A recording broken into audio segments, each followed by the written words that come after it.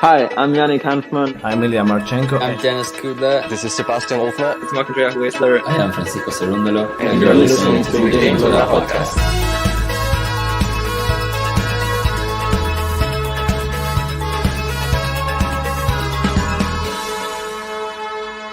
Hopefully you enjoy it. Hopefully. The epic final, Novak Djokovic, Carlos Alcaraz. We saw it in Wimbledon and we're going to get it at the US Open. He's going to be able to handle a situation in a Grand Slam final against Djokovic because he's beaten him in one. I'm going for Carlos Alcaraz. The main man, the number 24, Novak Djokovic. US Open time, baby! Let's go! Goff could be our US Open champion. 3-set final in which Iga wins. Near impossible that Djokovic doesn't make the final. Novak Djokovic claiming his 24th Grand Slam title. On the women's side, going past the bingo. No surprise here. I think that Novak Djokovic will win this year's US Open, and Coco Gauff is going to be the American that wins it on the women's side. That Novak Djokovic will win this Grand Slam, beating Alcaraz in the final. I believe that Sabalenka is going to ace up this Grand Slam. Sabalenka and Djokovic take it. Novak Djokovic will have as many Grand Slams as there are hours in the day. Ons Jabeur is going to do it. I really believe. I think Ons has learned from her mistakes. Novak Djokovic is going to win the US Open. Aryna Sabalenka is winning her second Grand Slam. Carlos Alcaraz is going back-to-back. He's going to defend his US Open title. Coco Gauff on home soil is taking home the cake. Gauff will win.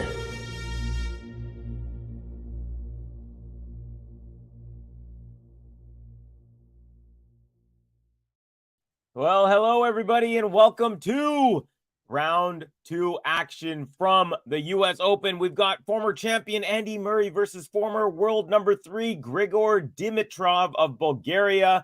We got a good one on our hand, folks. They've played each other 11 times previously, although they haven't met since 2016. So it's been 7 years, and that was in the Beijing final. Andy Murray won that one. Andy Murray has an 8-3 head-to-head record versus the Bulgarian. So as we all know, Andy Murray's had a lot of health issues. He's got a metal hip, and first meeting in 7 years. So let's see how this goes. The match has already begun, folks. By the way, before I kick the scoreboard on, please like this video, subscribe if you're new to the channel, hit that notification bell. And also, did I say my name is Cubby? My name is Cubby. You can see my name right there, somewhere there. Yeah, right there. Boom. There's my name.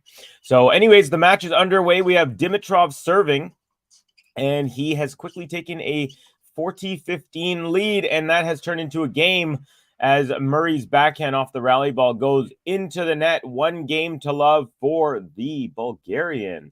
We're going to get some predictions in a second. You're going to get my predictions. I'm going to get your predictions. Just want to make sure I've got all my buttons here. Where's my, do I have Murray? Yeah, I got my Murray button and Dimitrov. Boom. Yeah, you got everything. So we're all set here. Yeah, thank you for joining me wherever you may be. I think if you're in jolly old England watching your fellow Brit, it's 5 p.m. for you. It's 9:15 a.m. here in Vancouver, BC, where I'm calling the match from. And over in New York, where the match is actually being played, well, it's 12:16 p.m. Just hit afternoon. The court is mostly sunny, but there's a basically the shade is cutting through the court pretty heavily here. So we'll get more into that. But Murray's serving. He's in the sun. Dimitrov's half. So Dimitrov's half of the net right now is 3/4 shaded from the baseline towards the net. And then from that last portion before the net all the way through the court, it's all sun. So there we go. All right, so Andy Murray serving now. He loses the first point, actually. Love 15. All right, Murray, serve is good. Return nice and deep. Forehand Murray. Forehand Dimitrov. Backhand Murray cross court. And that's long. So far, Dimitrov a little bit sharper of the two. He's halfway to a break here already, and he's already held his first service game. Let's take a look at the chat, see who's who and where you guys are from and what you're all saying. We got Ted, my man from Finland, saying Murray Dimitrov. We've got Murray. It looks like he's saying Murray's going to take it 6-4, 7-5, 3-6, 6-2 in 3 hours and 41 minutes. So 4-setter for Murray. Todd Hill. Murray in 4 as well. There you go. Manor, I'm going to cry it, and I'll be right back. I think that's in relation to Hubert Hurkacz being down. I believe Manor is a huge Hubie Hurkacz fan, and he's getting lit up right now by Jack Draper. Jack Draper is up a set and 5-2, serving for the second set. However, it is 15-40, so Hurkacz has a chance for double break to try to get a little bit closer in that one. However, over here, another forehand into the net from Murray. So a rough start for Sir Andy Murray. He's down love 40 early in his first service game. And Dimitrov looking sharp. Already won his first game. We also have Peter Zaremba. Hello, GTL from the prodigal son. Go, Sir Andy. But Grigor Dimitrov playing quite well. 5 sets. Anyone? Sir Andy says... Peter. We also have Snail. Hi, Peter. Peter, I don't think Dimitrov is playing well. He, in fact, was lucky to win versus Molchan. We have Marcello Pudel saying hello. Hello, Marcello. Thank you for your comment. Hey, Covey. Hello, my friend. How are you, brother? Covey, I can't believe how much faith you have in Ons. Yeah, I do. I think, like, it's funny. Like I said yesterday, I don't have the same faith. By the way, Dimitrov breaks. And it was an easy break. Let's give him that button real quick before I move on. There we go.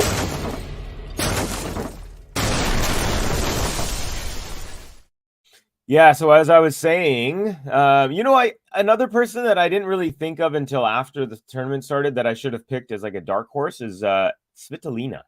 But yeah, so you're saying you don't have much faith. Can't believe how much faith I have in Oz. I just think that the experience of going to 3 finals at some point, whether it happens this tournament or not, although I don't think she has too much time. I think she's already 29 years old. So I just think that her experience of losing those finals is going to help her. And but I don't feel the same way for Casper Ruud, funny enough. He has also been to 3 major finals in the last year. Obviously, he got upset yesterday, so he's out of the tournament. But so it doesn't work both ways, but I believe that she's going to win a major at some point. Murray in 4, hopefully. So we've got 3 Murray in 4s. Let's might as well hit the prediction button, tell you what I think.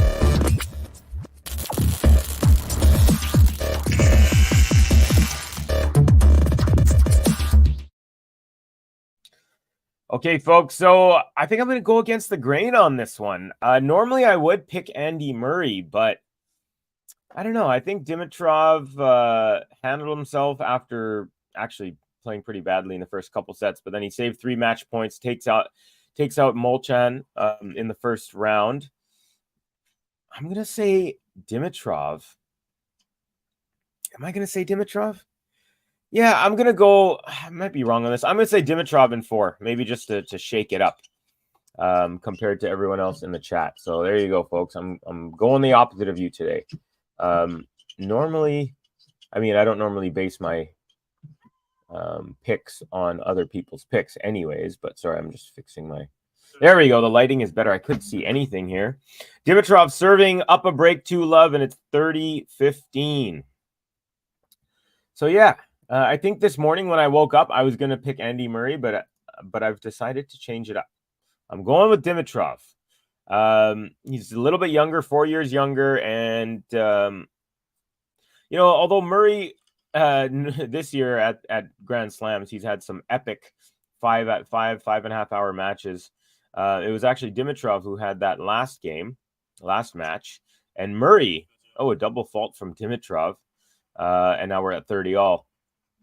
And Andy Murray had a clean straight sets victory over Moutet. A rare straight sets victory for Andy Murray these days in a Grand Slam. So maybe that will help him. And yeah, anyways, let's see what happens. I think I want Murray to win. Yeah, I want Murray to win. Anyways, that's my ramblings. Here we go. First serve, Dimitrov is good. Backhand Murray cross court. Backhand slice from Dimitrov. Forehand Murray. Backhand slice Dimitrov. Backhand Murray. Now Dimitrov runs around a forehand. Backhand hits a forehand. Inside out. Oh, great angle. Murray lobs that one up on the backhand. And Dimitrov, who had a mid-court overhead smash, goes long. There's an error from him. And he wasn't even, he's in the shade part too. So should have no excuse that the sun was in his eyes, because it wasn't. And the fighter, Andy Murray, has found his way to a breakpoint opportunity. So 9 minutes in here, we've already had one break of the Andy Murray serve. Now Andy Murray looking to break right back. First serve. Oh, it's a let.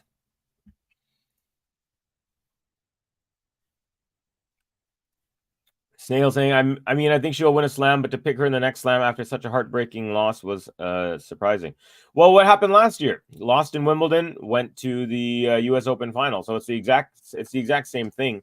Murray had a chance to pass for the break as Dimitrov made his way up, but the passing shot was a backhand cross court that went long. Unfortunate. I wanted Molchan to win, says the homie Ghost. He's one of my guys. Oops, I had this one. Matt on the tennis podcast. Matt Roberts was saying that Ons has the flu. No word if it's COVID related or something else. Yeah, that was another thing that I heard after the tournament started, that she might be sick. So let's see what happens. It's just a pick, it's not gonna, if I'm right or wrong. I mean, I've only been right once so far. I picked Aryna Sabalenka to win the Australian Open since I've been a GTL commentator. So every other pick of mine has been incorrect. So not like I'm trying to preserve a perfect record or anything, but it might not work for Ons in this tournament. I wouldn't be surprised if it doesn't. And on the women's side, I think it's much more wide open. Now that Casper Ruud, for example, on the men's side is gone, I mean, the only player I could think has maybe even a sliver of a chance in the bottom half of the draw against Djokovic is Francis Tiafoe. I don't think Fritz will have a chance if he does make it. Fritz just doesn't play well against Djokovic at all. I think he's 0-6 or 0-7, and I just don't have faith in Fritz at the moment. A great long rally ends with Dimitrov slicing a backhand into the net, and Andy Murray now with his second breakpoint opportunity of the game. The crowd starting, it's a sparse crowd. It's the first match of the day on Arthur Ashe, so it's definitely not full, and I think it will fill up as the match goes on. But they're willing Andy here, I could tell. Lots of sick players this year, Team and Rusevori as well. That's a fair point, Covey. Yeah, like I said, I don't know what's going to happen. That's just kind of, and I think normally I make my prediction with my head. I think I went a little with my heart, in specifically for Ons, just because I was also so devastated for her losing that second straight Wimbledon final. That's a tough one. But let's see if she can find that resiliency that brought her to the final last year. Nature Explorer, where can I see Sasa? I don't know Sasa, but we don't show the matches here, Nature. I think you know that. Ghosty saying Coco and Iga feel inevitable to me. They're dominating their early matches. Well, Coco did lose her first set of her first match, but ever since then, yes, I agree with you there, Ghost. She has been very, very solid, and I have a good feeling about her too. She actually could have been my pick as well. Basically, I was thinking, I was like, Rebecca has had injuries. I was like, should I go with Ons again? Should I go with Saba? And I don't know. Sometimes I feel like it's too easy to pick one of the big three. I mean, I could have easily said Iga and felt like, okay, but I want to see if I can find the person in the weeds, I don't have much faith in Fritz either. Tommy and Big Foe seem like the more violent. Yeah, that's another one. Tommy, thank you. Winners among the American men. Yeah, Tommy Paul, I still have less faith in him versus Djokovic than I do. Oh, okay, good rally here. And Murray backhand goes off the top of the tape, lands on Dimitrov's side, but Dimitrov gets to it and puts a forehand cross-court winner away. So he saved 2 break points and now has a game point, does the Bulgarian. Looking to take a 3-love lead here early in set number 1. Go with whoever you want, Covey, but stay clear of Trevisan. She's all mine. You love the curves, baby. You love the curves. Can Zverev win tiebreak? I mean, it depends on if he can get to 7 first. But right now, he's up 4-1 in the first set tiebreak. Also, folks, Draper has taken a 2-sets-to-love lead versus Hubert Hurkacz. And I have a feeling Hurkacz is not going to come back from this one. Now, I haven't been watching it, but just following it. And so far, it's a 6-2, 6-4 victories in the first 2 sets. So he has been cruising pretty nicely. What else do we have going? Well, here, let's finish this game. It's back to deuce here as Dimitrov unable to take advantage of the game point, but he does have a +1 short ball from the middle. Mid-court goes inside in forehand from the middle, and Murray guesses the other way. So it's now once again game point for Dimi. Draper up 2-0 over Hubie. Hurkacz absolutely hates a lead. He loves playing from behind, especially in majors. Govey, even I felt it is easy to pick big three, and because U.S. Open throws us surprises, so I have picked Mukova. That's a great pick, Snail. That's someone else that I should have considered a little bit longer. I thought maybe she's going to be out of gas because she's been injured for so long, and she's been running on high all year long. Double fault from Dimitrov on game point. You know what? I'm going to stick with my Dimitrov, but sometimes I forget that, Dimitrov is just not clutch, and Murray is clutch. So won't be surprised if Murray takes this one, but I'm sticking with my guns. Trevisan curves make me forget my name. Hello, I'm Ghost from Goo Goo Gaga. You should say I'm Goo Goo from Go Gaga. And forget the ghost part. But yeah, I hear you. She's a pretty lady. I also like Lucia Bronzetti, and the person she's playing, actually, if we're talking about people that we find nice to look at, there's this German girl. I think she's 22 or something. She's in her first main draw, and I believe she's playing right now. Her name is Eva Lys, Lys. And man, is she very, very pretty. So Ghosty, I have a feeling you'll enjoy watching her play. Yeah, she's facing Lucia Bronzetti at 10:10 p.m. So in about 40 minutes from right now.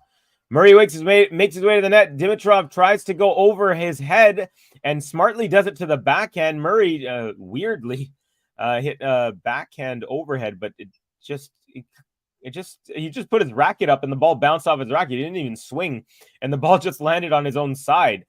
I think maybe the sun was in his eyes.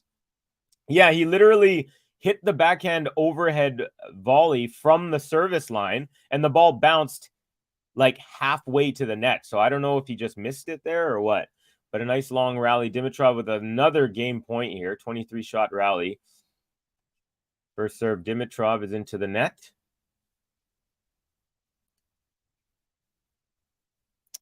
$10 minutes and 59, we'll say 11 minutes game here. All right, second serve is good. Backhand return. Now forehand Dimitrov. Ooh, it looked long to me, but it's they keep playing. Backhand Murray, backhand slice Dimitrov, backhand Murray, backhand slice Dimitrov, backhand slice Murray, backhand slice Dimitrov, backhand Murray, forehand Dimitrov, inside out, backhand slice Murray, cross court, forehand inside out Dimitrov, backhand from Murray, forehand up the line from Dimitrov. Now forehand cross court Murray, forehand Dimitrov, and that one goes wide. Another deuce. This one is going very long time. We're already 12 minutes into the service game, and the last couple points have been 15, 16 plus. The last one was 23-shot rally. This one is not showing, but it was at least, I want to say, 16 shots. So Murray has 0 winners, ask Ghosts. The WTA is chock full of gorgeous women. Eva Lys is actually my qualifier to watch for tennis. Very good, Snail. I like how he has to be for tennis. Incidentally, did you see that the Nebraska Cornhuskers recently broke a global record for most live viewers of a women's sport? It was 91,000 plus watching women's volleyball. I did not know that, and that's a really cool stat. Thanks for bringing that up, Ghosty. I thought you were going to say something like there was another shooting in a school, and I was going to be like, no. She destroyed, I thought I heard there was another one. She destroyed everyone in qualifying in first round. Also easy, hasn't lost more than 6 games in a match till now. Excuse me. It was exactly 92,003 viewers. Great rally going on here, and cat and mouse play ending with Dimitrov volleying past Murray at the net, and Murray in the not actual, but in a little frustration, just flings the ball. Dimitrov, yeah, he makes his way to the net, and then he pushed a volley out wide, which Murray ripped a forehand, tried to go past her up the line, but Dimitrov read it and volleyed that forehand crush off up the line backhand with his backhand volley cross court, and Murray was unable to chase that down. Another long rally, 15 shots. Another game point for Dimitrov. First serve, good. Forehand return is good. Forehand Dimitrov, backhand Murray, backhand slice Dimitrov. Backhand Murray, backhand slice Dimitrov, backhand Murray coming over the top, but short angle, backhand slice Dimitrov. Murray with a crazy angle, but keeping the ball in. Now goes forehand cross court. Dimitrov backhand slice now, backhand Murray up the line, forehand Dimitrov cross court, and it's long. This game is not ending. Another deuce. Nearing 14 minutes, I think, here in this game, maybe even longer. And we're back to deuce. Yeah, 14 minutes right now. 14 minutes into this game. Won most of her matches 6-1, 6-1, and 2. Yeah, Ivelisse, she's a player. I think one to watch is Elena Evanesian. She just barely lost to a very powerful Ostapenko, but she's 20, smart, and very athletic. Haven't seen much of her. I've seen her name popping up more and more on draws in the last half year, but I have not seen them. Don't you reckon Dimitrov slices too much? I mean, it's a good shot. Maybe he does overuse it, but he has the one-handed backhand. So he does. I think he uses it when he doesn't feel that he can stably go over the top with it. And that might be an indictment on him. But yeah, I don't know if it's too much, but like, you know, do we want him to make an uncomfortable topspin backhand with the one-hander? If I was him, I'd probably go with the safer play. Oh, Andy Murray chases down a let cord. So Dimitrov got an amazingly good bounce on the let cord, and they're actually shaking. They gave each other a racket tap. So what happened was Dimitrov hit a forehand, goes off the tape, bounces high, but lands on Murray's side, and it bounced like an inch on Murray's side, but it had a high bounce. So Murray actually chased it down and then hit. Oh my God, it literally bounced 1 inch on Murray's side. Murray chases it down and goes cross-court winner, and then he goes past the post and the umpire's chair, and his momentum took him to the baseline of Dimitrov's side of the court to chase that down, and then they give each other a high five. So that was a nice little play, and it's break point number 3 for Murray in this 15-minute service game. Actually, 16 minutes now. Nice floater return from Murray. Dimitrov inside out forehand makes his way to the net.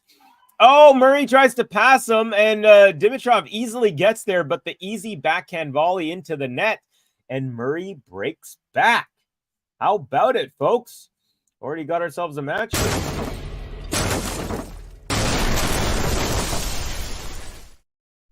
So we are 22 minutes into this match. 16 of those minutes has been one single service game.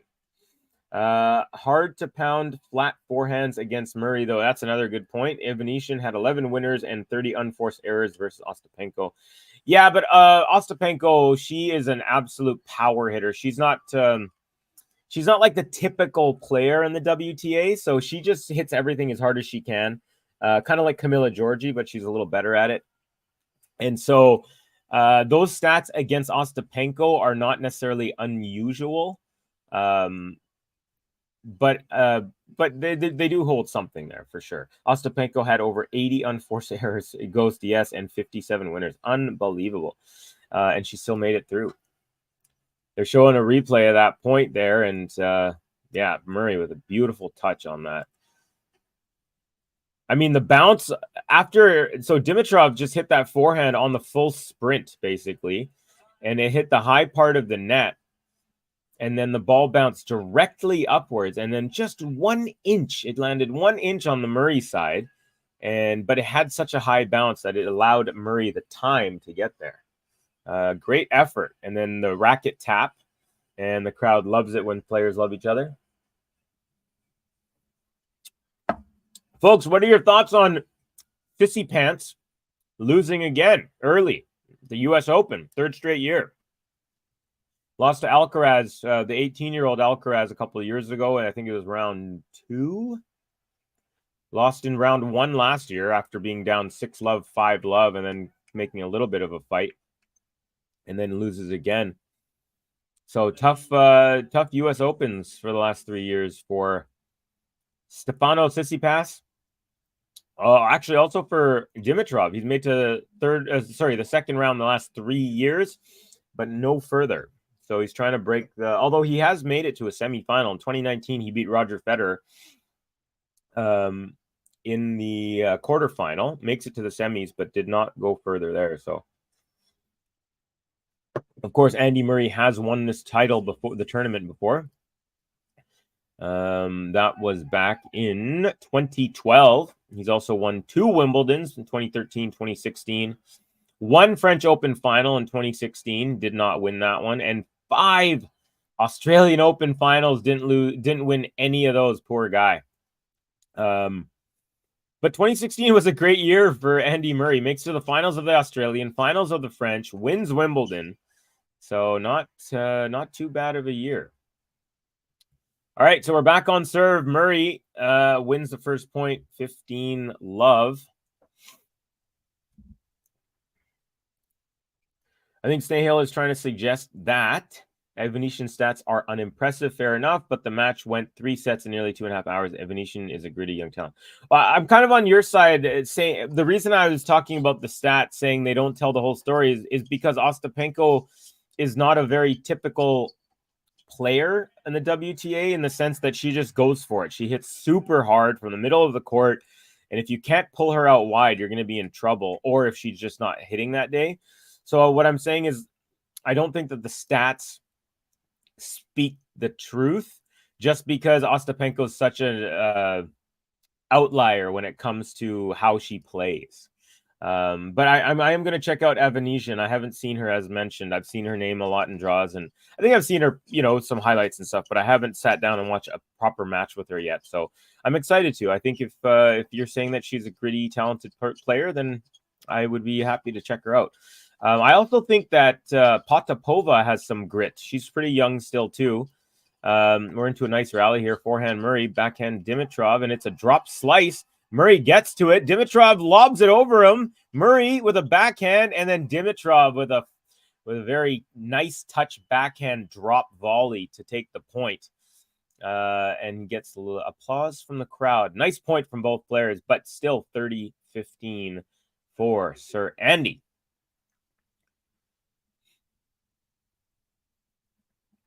Yeah, good on Andy. He had to run that ball down, and he did, and then he goes cross court with it, and he makes Dimitrov hit another shot. So that's what you got to do sometimes. It didn't work out for him, but when you make him hit another shot, it at least makes them have to finish the point. You never know. I mean, the way that Andy Murray broke in the last game was off of a backhand Dimitrov volley error into the net. So. Hey, there's Judy Murray. They're showing Mama Murray there. We're at level here. There's Yvonne Lendl, the coach of Andy Murray. Tennis great. 30-all. Penko is a slam winner, too. It means something to defend and compete against all that power. For sure, for sure. No questions there. So now the court is exactly... so Murray is serving, and he's in the shade, and from his service line, from his baseline, I should say, to the service is all shade, and then from that point kind of upwards, it's all sunny. So Dimitrov, basically, it's 3/4 all sunny. All right, we're into a rally. Forehand Murray. Oh, forehand goes just long, and that sets up another break point. So Murray trying to consolidate, but it is Dimitrov who has a chance to get back ahead by a break. Penko, our dark horse to take the whole thing. Not a bad choice. Not a bad choice. Although she hasn't been super good of late necessarily. But yeah, definitely. She's never a bad pick. Hello, Kathy. Avoiding the hurricanes and joining us. Thank you for joining us, Kathy. Hope all is well in Florida for you. Let's go. Dimmy says NRL. So we got a Dimitrov fan. Let's go. Errors are her price for doing business. Yeah, for sure. The only thing with her is there are days where the price is too much of a cost and it ends up costing her the match. Same, I think, with Camila Georgi, but Ostapenko has a little more of a winner's pedigree. Let's put it that way.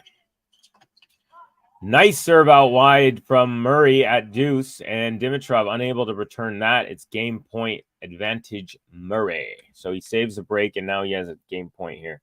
Man, Ivan Lendl has let his stomach go, folks. He's got a little bit of a pot belly. But I mean, hey, when you're in dad bod era, you're allowed. I like that, Peter. I like how you said errors are her price for doing business. Very, very good, very apt statement for Ostapenko. Folks, if you haven't done so yet, consider liking this video. We're at 26 likes. My goal is to get to 100 likes every video. We got about 42 people in here at the moment. I want to thank each and every one of you for joining. Even if you didn't hit the like button, still have mad love for you. Because I love watching tennis with people, and it's cool to watch with people from around the world. And Murray with an easy forehand, but he sails that one a couple inches wide into the alley. And so back to deuce here. Andy Murray, man, the guy's got his ankle braces on, as he always does. Got the metal hip.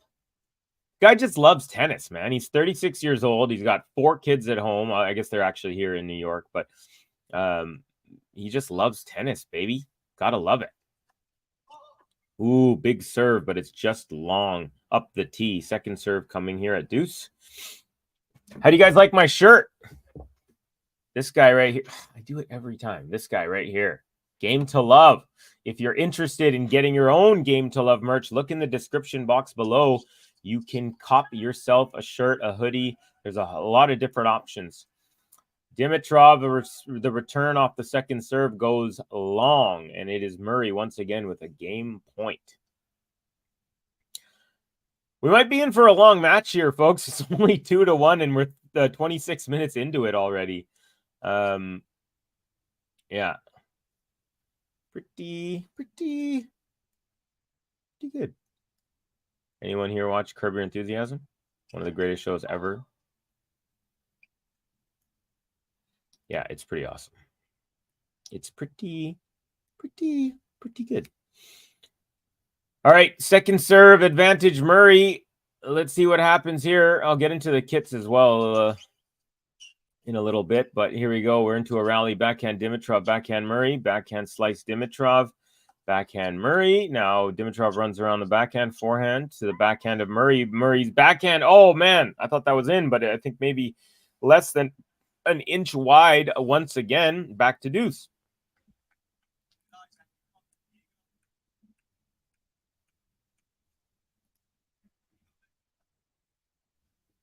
Can Dimitrov go the distance after his last 5-setter? I think he can. I've never really known Dimitrov to be unfit. So I think he's got the gas in the tank. Yeah, it's tough to do it, but a 36-year-old Murray did it in Australia. He took out the Nasi Kokkinakis.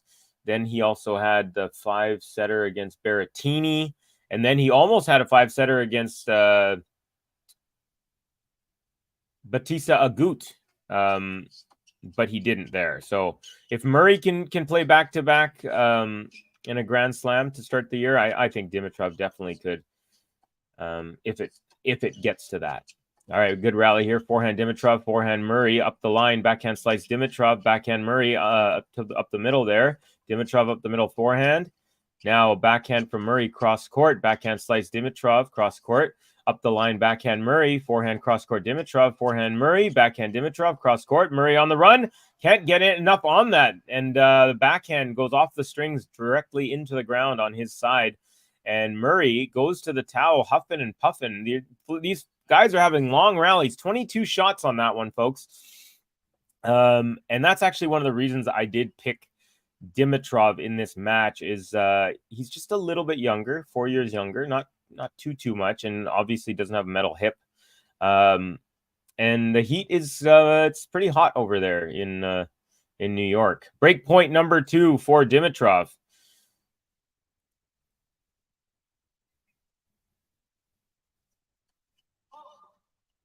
I feel like Dimitrov has the better, maybe you could say maybe he'll have the better fitness, but I think that Murray has the better like grit, like the, like I am going to win this no matter what, even if I can't walk, like he has that mentality.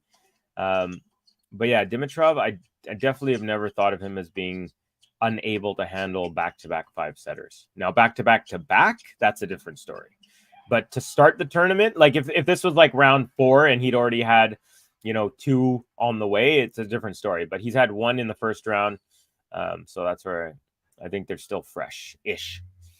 All right, Murray holds, well, I should say not holds, saves a break point there, back to deuce. And now this game, 10 minutes, folks. The last game was 16 minutes. This one is 10 minutes. What is happening? 35 minutes in, and 19 of them have been in just 2 games.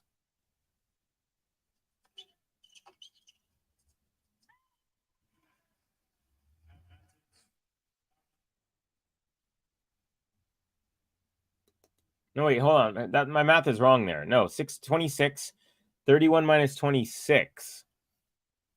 Yeah, sorry. The first 2 games took 6 minutes. The last 2 games have taken 26 minutes. Crazy. Murray with the advantage here. First serve into the net. John Isner is playing after a long time. Yeah, it's his last ever tournament. So every time he steps on court could be the very last time as a professional singles player. He could be the last time he ever plays. Second serve, Murray is good. Backhand slice Dimitrov, backhand slice Murray. Forehand Dimitrov up the line. Backhand cross-court Murray. Backhand slice Dimitrov. Backhand slice Murray. Forehand Dimitrov inside out. Backhand Murray. Forehand Dimitrov up the line. Winner. Beautiful strike there from Dimitrov. And back to deuce once again. And I don't know if that's his mom in the crowd or what, but it looks, I think, looks to be. Dimitrov, former world number 3. He hasn't won any majors. He's won 8 titles in his career, but he's accumulated $20 million. Not bad. Not a bad career for the 32-year-old Bulgarian, who was once known as Baby Fed because of his one-hand backhand prowess. But the one way is starting to go the way of the dodo bird, unfortunately, folks. I hope someone does come up, some hot youngster, whether man or woman, and, someone who is like a big fan of Justine Enna or Sampras or Roger or whoever, and they're like, I'm doing it. It would be nice to see someone at the high levels, but it seems more and more nowadays that it's just tougher to be a one-handed backhander. Roger was a little bit of an anomaly in that sense, to play as long into this era. All right, Murray finally holds after about 12 minutes, and we are back on serve. I think that deserves a button. What do you say, folks?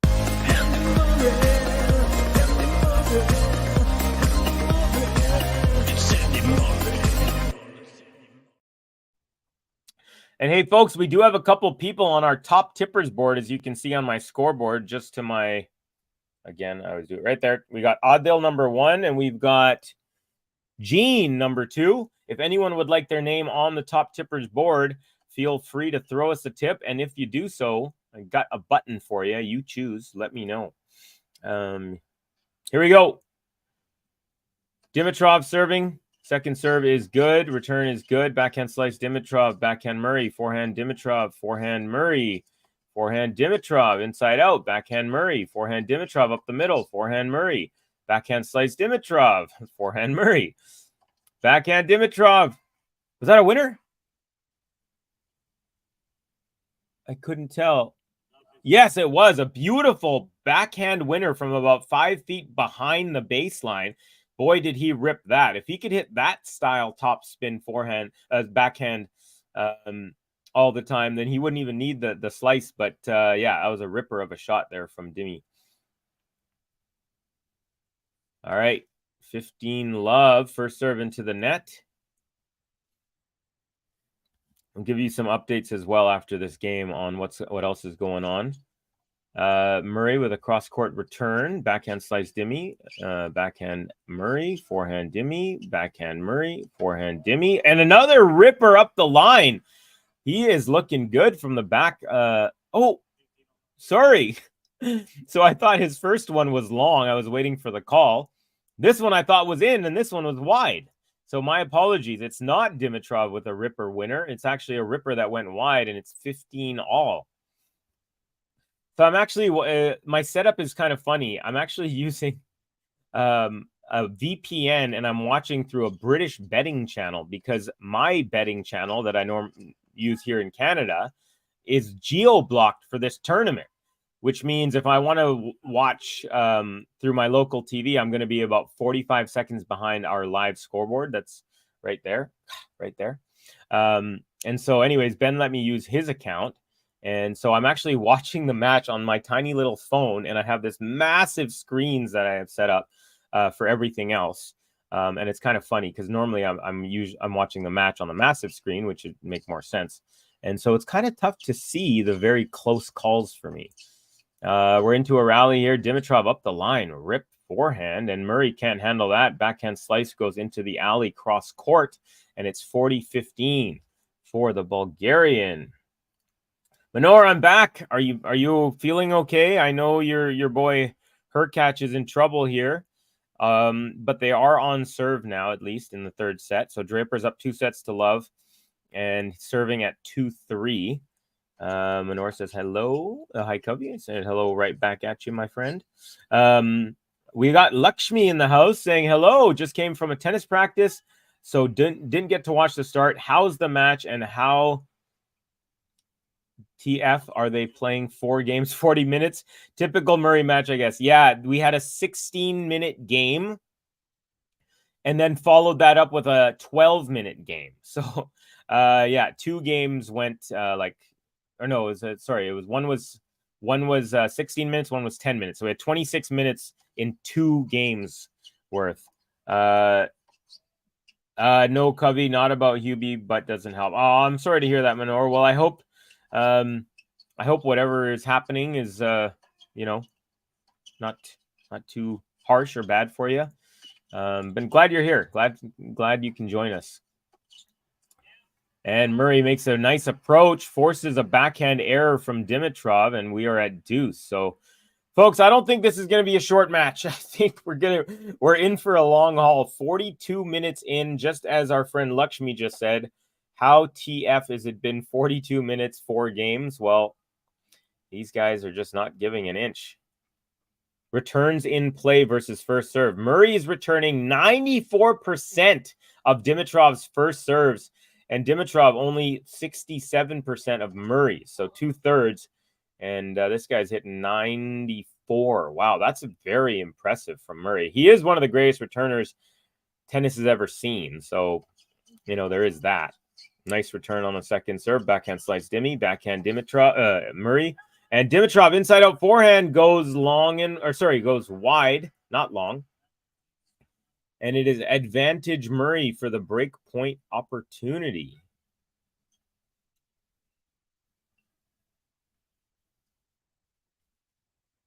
Okay.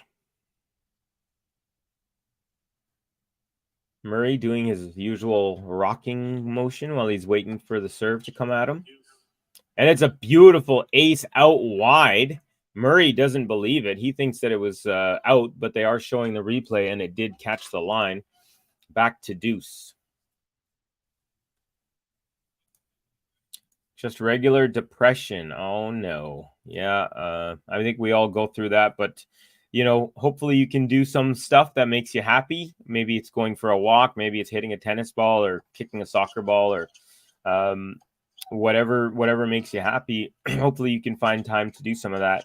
Take your mind off of what's making you feel down.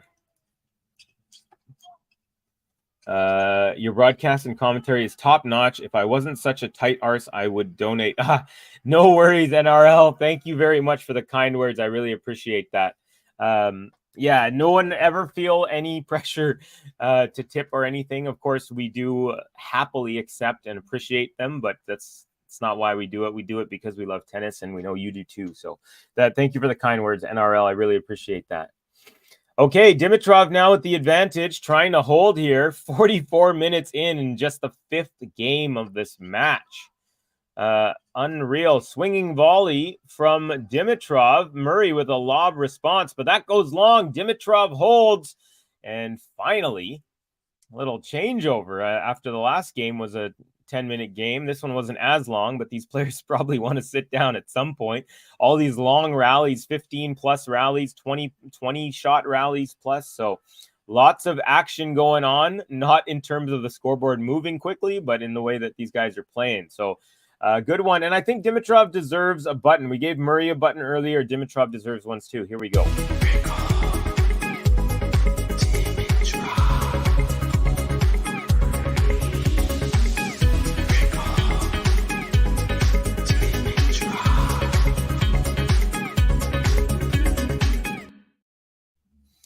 Hey, Manor, thank you so much. Very kind of you with a tip here saying bloody pushers. Yeah, these guys are pushing everything back from each other for sure. Oof, man, Andy Murray just took one whole gulp of his water. Like literally finished the entire thing in one squeeze. Crazy. I was going to say lung capacity, but more stomach capacity. Manor, let me know if you would like a button, and I'll listen close, Manor, because I have a whole bunch for you. I've got Murray, Dimmy, I got Zapata, I got Joker, I got Andreeva, which is actually a really good one. I did that one, called that match yesterday. Coco Gauff, Alcaraz, Kepfer, Muller, Iga. We have Rebecca Peterson, we have Rublev, Ostapenko, Runa, Rybakina, Jabeur, Vondrosova, Sabalenka, Keys, Haddad Maia, Daria Seville, and the Czech doubles team actually has a button. Pretty cool. So yeah, if you would like any of those buttons, let me know. I wrote pushers on purpose. I figured you did. I figured. Okay, folks, I'm going to give you some updates right now. Jack Draper is up 2 sets to love and on serve in the 3rd set. He's serving right now at 3-4. So he's just 3 games away from a spot in the 3rd round. But remember, Hubert Hurkacz makes a living out of coming back from 2-love in Grand Slams. John Isner is up 2 sets to love over fellow American Michael Moe, and on serve in the 3rd set as well. He's serving at 2-3. We also have all Italian matchup. Sinner up 2 sets and a break against Lorenzo Sonego. We've got an all-German matchup. Zverev up 1 set against Altmaier, and Altmaier's up a break, though. And then we have Murray Dimitrov here, 47 minutes into this one, just 5 games through so far. Later on, we've got Berrettini Rinderknecht. We have Etcheverry versus Wawrinka. We have Arthur Fils versus Arnaldi. We have Hasu versus Nori. We have Wu Yibing versus de Minaur. That'll be a fun one. We have Monfils Rublev. We have Jari Michelson. We have Alves versus Baez. It's all South American. Argentina-Brazil matchup. A lot of good rivalry matchups. Van de Zandschulp versus Evans. I'm picking Van de Zandschulp on the upset there. Alcaraz versus Lloyd Harris. And then we've got Medvedev versus Chris O'Connell. So that is what we have lined up for today. Round 2 action from the top half of the draw. Murray now serving 15-love. He's on serve, serving at 2-3. Haddad Maia. Oh, that's a good one. That's that bloody Hubie. He makes a living out of giving me panic attacks. All right, I'm gonna hit the Haddad Maia button for you right after this game. And thank you once again for the donation. Really, really appreciate it. And this time I'm gonna make sure I'll send Ben a message and say, hey, make sure you put Manor on the tippers board. Zverev breakdown. Thank you for letting us know, Nature Explorer. I love how much of tennis fans all of our commenters are. You guys all are just like watching several matches, constantly giving me updates and cool little anecdotes. I really appreciate it. Dimitrov brings Murray to the net with a little drop shot. Murray tries to redrop, but that one goes wide. And now Dimitrov finds his way onto the scoreboard here. Now it's 14 shot rally, 15-30 now. So he was in trouble there. Oh, sorry. What am I saying? It's Murray serving. Gosh, my head is all over the place. Murray is serving, and he's up 30-15. I don't know why I thought the other thing.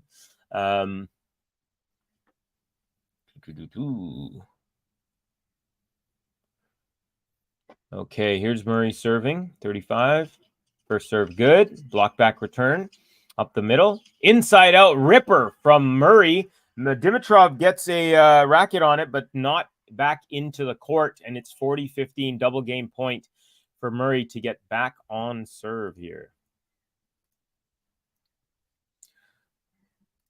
NRL saying, what do you think of Baez's improvement on hard court this year? Yeah, he had a really tough time last year on the hard courts. Whatever he's been doing, it's working. Good to see as well. He's a good player. I like watching him play. I'm 5'9.5", so I'm a fan of the more diminutive players like the Schwartzmans and the Baezes and stuff like that. But yeah, whatever he's doing is good. I'm happy for him. Yeah, he had a really, really rough second half of last year, and so whatever he's been doing is working. So yeah, I think it's good for him. It's good for Argentinian tennis. He's a solid player. Sinner winning. Yeah, I donated 20 at Cincy after Coco match. Oh, nice. That's the match that I was that the one against Iga, the one that I called until like the very last game. That was amazing. All right, we're into a rally. Forehand Murray, and then backhand slice. Dimitrov goes wide, and Murray holds. We're on serve 3-all. All right, we got the Beatrice Haddad Maya button. This is for our lovely Manor. Thank you so much for the donation. Beatrice Haddad Maya, balls that she hit, they catch fire. Your level's good, hers is higher. Can't match her desire, cause she's bored on court. So good, she deserves an encore. She's the best Brazilian I ever saw.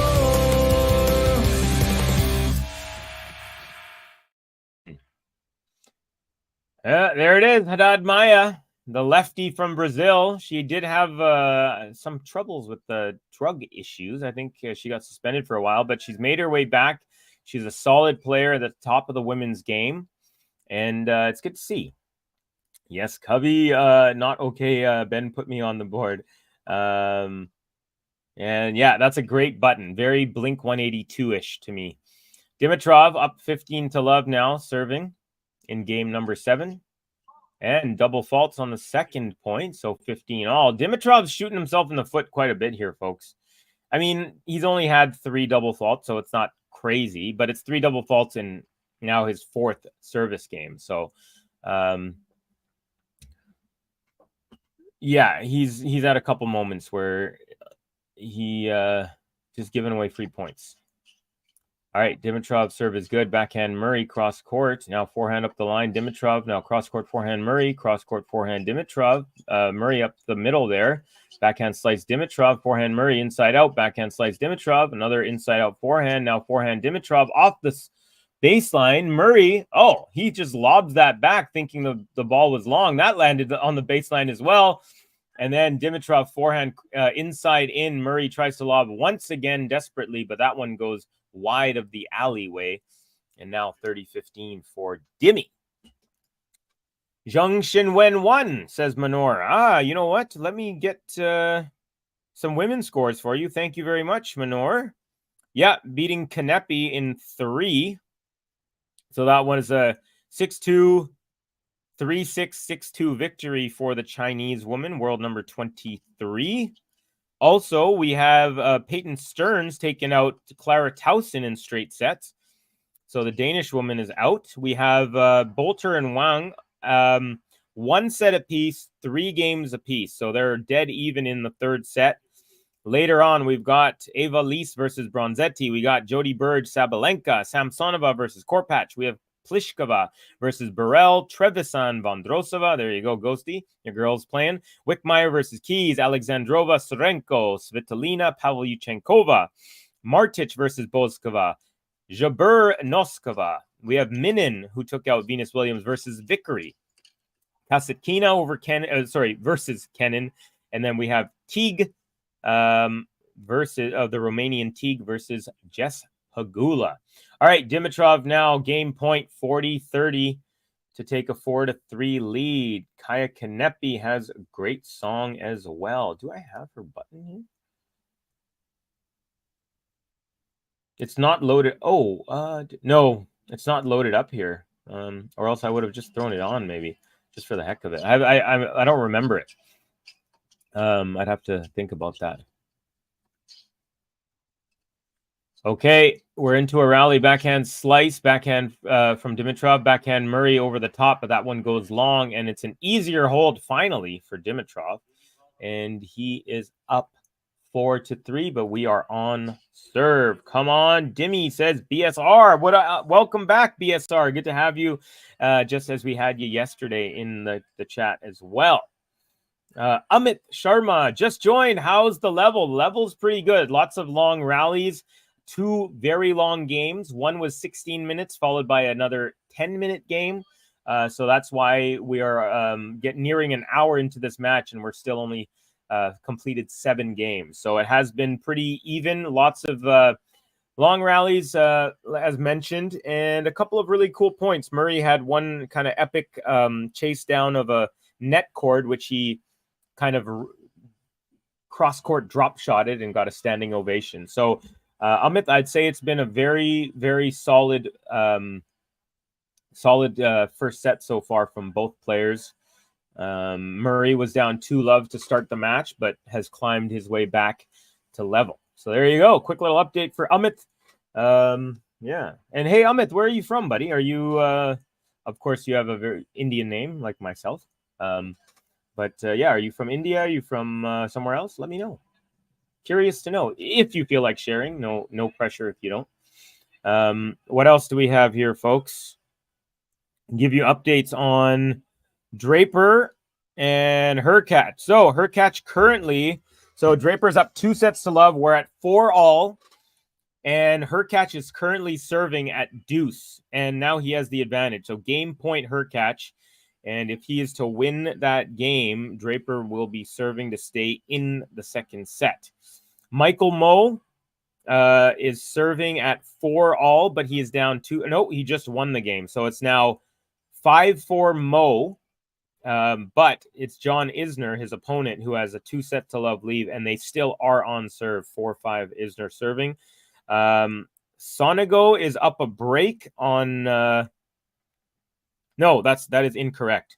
Sonego is serving to stay in the match right now. So Sonego serving at 3-5. He's already down 2-0. So 3-5 in the third set, and he's up 40-15. Also, Zverev is up a set, but down a break at 3-5. He's about to serve. He's serving to stay in the second set. And, of course, Murray is serving right now on serve here. You're very welcome, my friend. Happy to help out anytime. Hurkacz time over, says Nature. I mean, not just yet, but it looks like it's getting there. We're still advantage Hurkacz, so it's still 4-all in that third set. Oh, Hurkacz has won that ninth game. So it is now Jack Draper serving at 4-5 to stay in, the third set. However, if he can pull out the set, he's got a straight sets victory over a top player.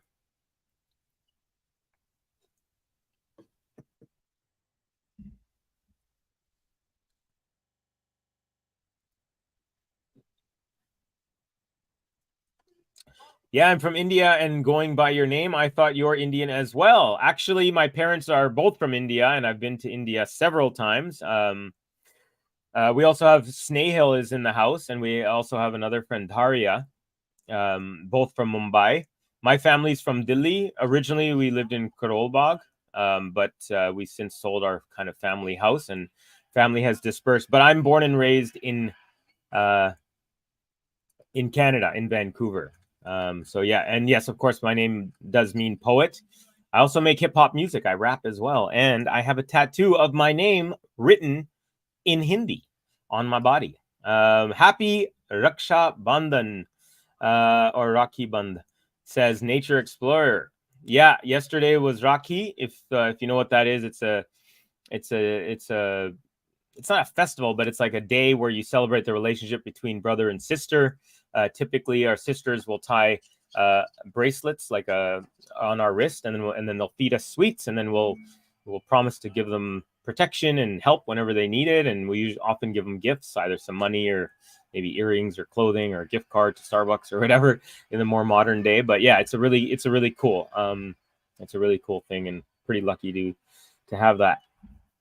And I don't have any like real sisters, but I have my mom has 4 sisters and a brother, and so all of their siblings, I consider them to be my brothers and sisters, even though technically you would call them cousins. Although I do have a brother. And finally, an easy game for someone. Murray with a hold to love. And let's hit that game to love button, folks.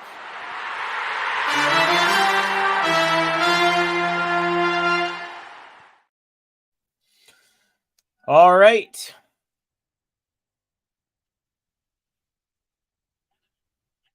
Wait. You guys, I am so off. That's why. Okay, I was wrong. It was actually a break. Dimitrov, that wasn't a hold. It was a break to love. And I'll tell you why I'm getting confused in just 1 second.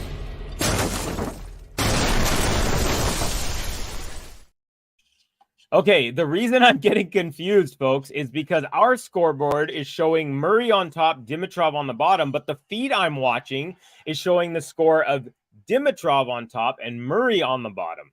So that's why I keep flipping. So my apologies. It is Dimitrov just got the break, and he is serving for the first set. Okay, that makes more sense. I was like, why do I don't normally mix up the who's serving and who's not, but my 2 scoreboards that I'm constantly looking at are flipped, and so I've got to remember to keep my eye on that. Apologies. So we're 1 hour and 1 minute in, and we're still into this first set. Ooh, Murray with a backhand on his second shot goes wide, and it's 15 all now. Okay, now it makes sense. I shall not confuse you anymore. Whoa, Covey, how good it feels to see Indians doing very well in every field. We love you.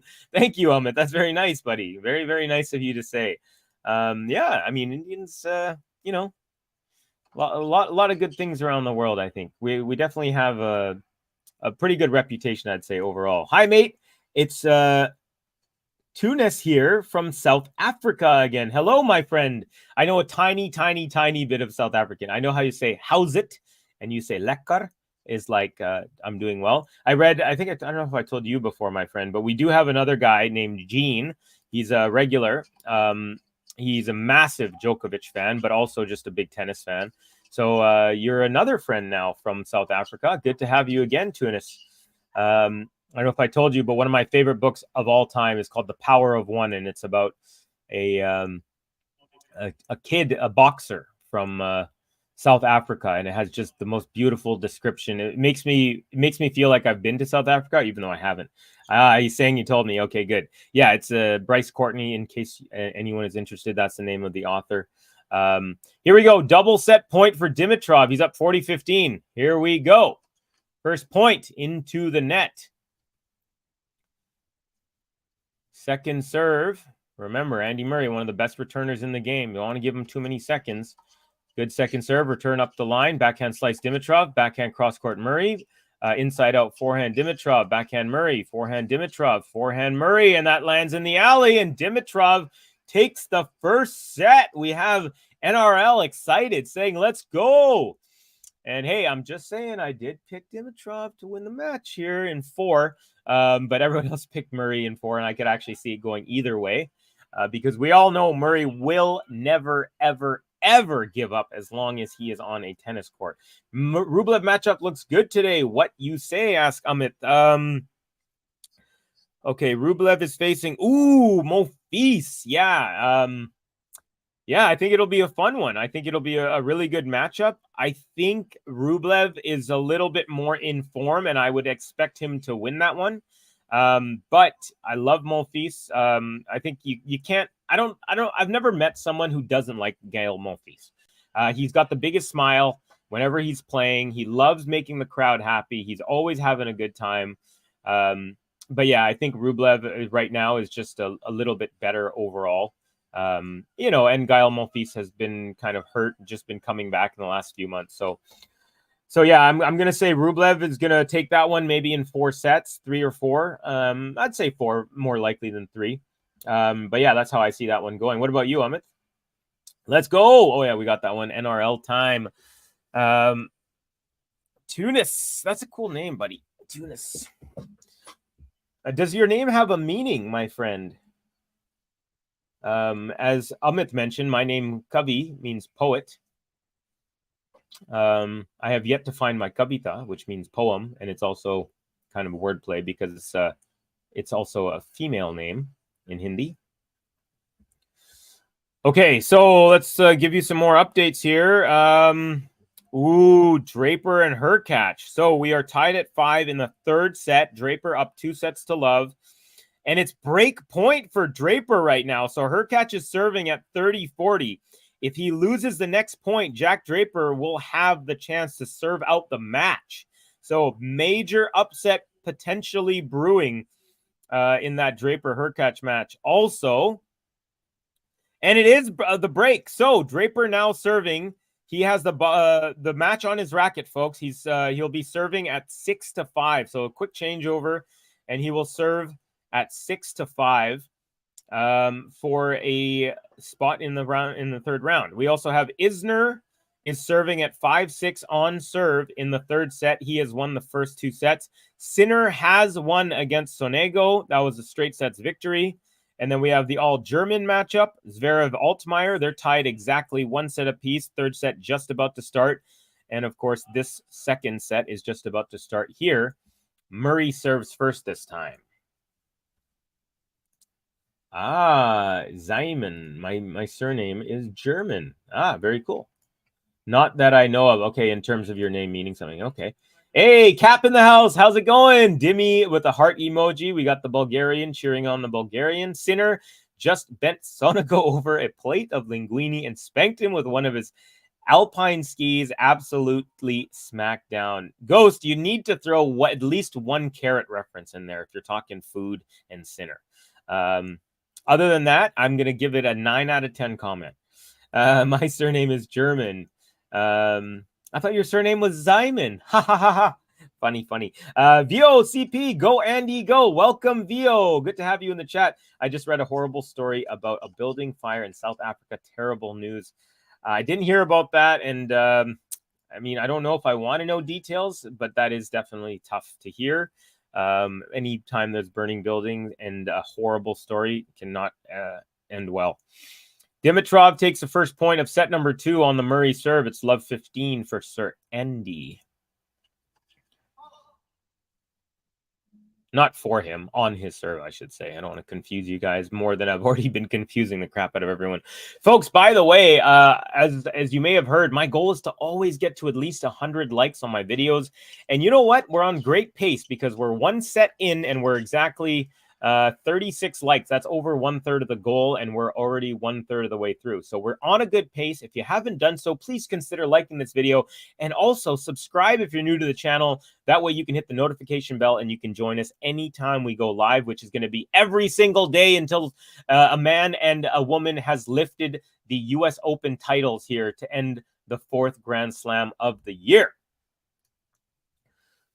Cap, oh wow, Draper's winning this in straight sets, isn't he? Well, let's see, folks. He is up 30 to love, and he is up 6-5. So Draper is 2 points away. The not super big, but the big-ish lefty Brit is doing quite the number today on her catch. I remember last year he took out Felix when Felix was not down in the dumps like he's been for the last 2-3 months.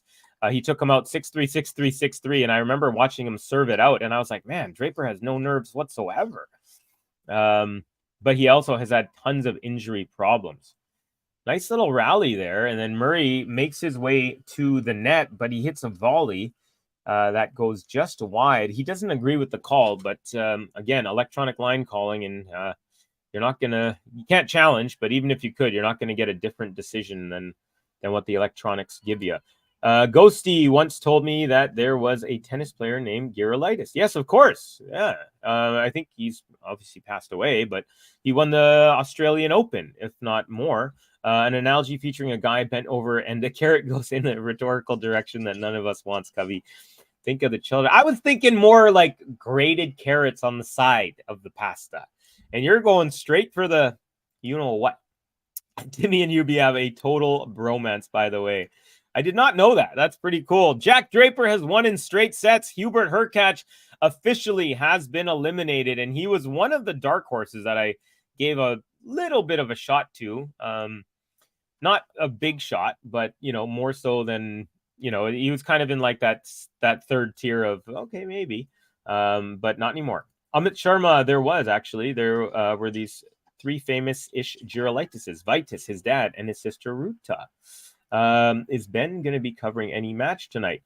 Good question. I'm not sure. I do know that. Hold on, let me see. I know there's another match being covered today. I unfortunately would love to do the Alcaraz match. So later we have Jabeur Noskova. I don't know who's calling that match, but we will have that. By the way, here, first game. This has been a long first game, folks. It's 30-40, so Dimitrov with a chance to break here. Andy Murray. Serve is good, and the backhand return directly into the net from Dimitrov. And we're at level here at deuce, first game of set number 2. Hubie to Dimmy at the net, call me by your name. I would totally watch this movie, by the way. Gil Gross, Hubie will give Alcaraz problems in the quarterfinals. LOL.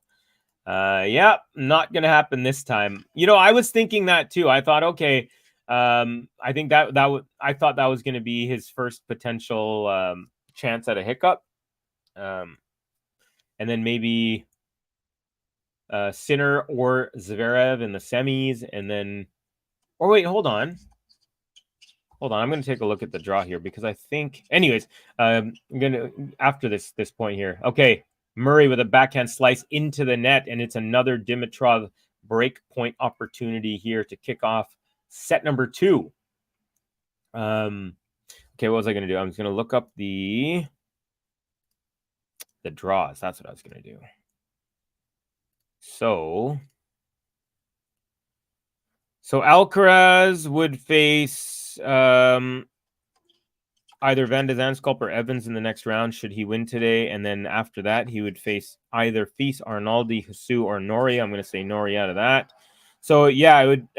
So in the quarters, Alcaraz would face. Yeah, so Hurkacz could only have faced Alcaraz in the semis, not in the quarters. So it'll be Sinner or Zverev. So if all goes to plan, it would be either Zverev or Sinner versus Alcaraz in the quarters, and then the semis would be Medvedev. Who else do I give a chance to? Diminor. I don't know if he could beat Medvedev. Hurkacz was the only other one. Berrettini's in there. Isner. I don't really see anyone. Rublev. Yeah, I don't know. I think I would take Medvedev over everyone else I just named. I could see Diminor maybe. Actually, didn't Diminor just recently beat Medvedev? But this is different. This is a Grand Slam, and Medvedev has a tank full of gas that never runs out. Oh, by the way, I forgot to mention the break here. So Dimitrov up a break, 1-love. here in set number 2.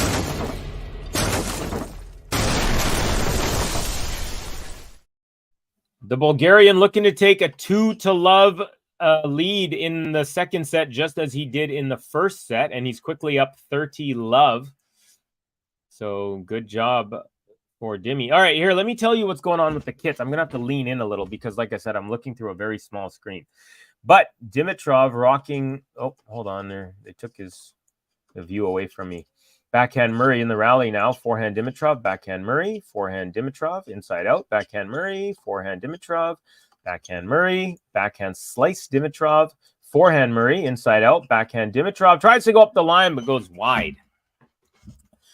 All right, so what are they wearing? Well, we have the Lacoste-sponsored Bulgarian, Dimitrov. He's rocking a white headband with the crocodile logo. He also is wearing a very nicely colored shirt. It's half white, and the other half is a mix of yellow. The entire back is yellow. The sleeve is gray, and then he's got some kind of pastel light green. He's also got white shorts, white socks, and white Nike shoes. And he's got a yellow wristband on the right wrist. Wilson tennis racket. For Andy Murray, he's rocking his own gear, AMC, the Andy Murray collection. I don't know if it's Andy Murray clothing or what, but AMC, white hat, white shirt, white wristbands on either wrist, black shorts, white socks, but over them, he's got black ankle braces and black shoes. All right, Murray on the run defensively, tries to lob, but does not make it over the net. And it's double game point Dimitrov for a 2-game-to-love lead in the second set. Oh, gosh, Covey, you are behind here. Okay, I'm going to try and go through all of these comments in a second.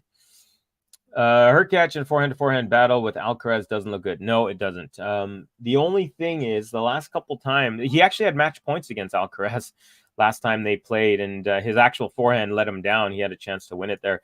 Ben had Hurkacz going deep in his draw. JG will be happy, LOL. DSR, Hurkacz, so overrated, biggest serve bot. Yeah, I've gone on record to say I don't think he's gonna win a major. And people have disagreed with me, but until he does it, I don't believe it. Okay, my bad, says Cap. The quickest fix to the hiccups is to scare yourself, like to watch Kasatkina serves, Sinner drop shots, or Harmony Tan's matches at Wimbledon. Absolutely terrifying. Zverev in trouble, says Nature. I'll check that score out in a second. Hubie out, back to crying, says Minor. Diminor beat Daniil in Toronto and straight. Yeah, that was to go to the final, I believe, or maybe it was in the quarters. But then, yeah, and then Diminor, poor guy, loses to Sinner in the final. Amit, Sinner looks so good in his tournament. He's hitting them hard. I fancy him going to the finals. Ooh, okay. I could see that for sure. I could definitely see that. Manor Sapphire, Medi is Demon Pigeon. Okay. I don't fully understand it, but I am backing Medvedev. All right. Hi, Amit. Are you new? Welcome, says Manor. Dimi is wearing Prada. Murray is wearing Chanel. I don't think that's the case. Okay. Murray here serving is now up 30-love, so a little bit easier of a service game so far than his first one where he was broken. Molchan had some success banging shots right back into Dimi's body. Molchan is a great counterpuncher. Murray would do well not to give Grigor time to run around his shots for preferred angles. Yeah, Grigor can get some really good angles there. Is Sharapova in the stands? No, she's not. Demon Pigeon, what is that? I'm not sure. What is Demon? But yeah, okay, I'm not the only one. Thank you. I have it in on good authority that the devil actually wears Kirkland brand Costco. You know, Kirkland Costco, I heard that they have whiskey that is literally made at like the Macallan place or whatever, where they make Macallan. So you could just basically get like whiskey for like a quarter of the price. Demon's Pigeon. Oh, okay. So you're talking about Diminor's Pigeon. Gotcha. What is Demons? I think you meant Demons. No, I think what Minor is saying is Diminor's Pigeon after getting beat by Diminor in straight sets. I love the Karatsev form, by the way. Oh yeah, Karatsev. Yeah, he's been making a little noise. I think he's into the. Is he in the third round? Aslan.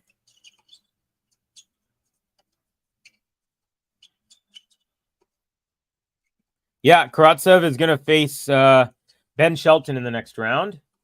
I like Krejcikova, to Saba, FA to Murray, Monfils to Novak. Just someone to pass through. I buy booze at Costco. It's a good deal. I like those sake and whiskey and sometimes tequila. You know, I've been on the tequila train lately. It's apparently the healthiest out of all for you. And hard liquor has no sugar, as you guys, some of you may know. I have had a little bit of a high sugar scare earlier in the year, and so I've completely changed my diet, cutting out carbs and sugar. And so when I have alcohol, I usually go with hard liquor now because there's 0 calories in that. 0 sugar, 0 carbs. And apparently tequila, especially the higher quality stuff that I unfortunately can't always afford, is not bad for you. Karatsev is sneaky good at slams. Yeah, the guy, I would not want to face that guy. And by the way, his calves are like insanely huge. Like they're scary. I don't know what that means in the tennis context, but it is. It's scary. All right, Murray with a hold, and he's on the board, winning it game to 15. And so Dimitrov up a break will serve after this changeover. So yeah, let's give Murray a button for that. You know, he's struggling a little bit, but he's pulled through in that last game for Andy.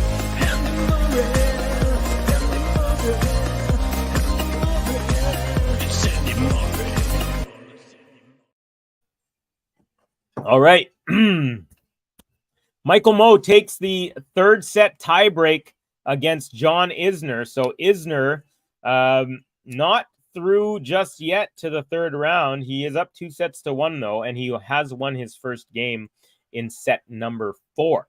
They are on serve. Michael Mmoh serving right now, up 30-love in game 2. Also, Zverev serving at 1-2. He's up 40-love. And they're tied at 1 set apiece. So that's 1-2 in the third set. Also, on the women's side. Oh, yeah, and then a couple finals. As mentioned, Draper over Hurkacz in straight, Sinner over Sonego. And then on the women's side, Peyton Stearns over Towson in straight. We had Katie Bolter over Wang in 3. We had Zheng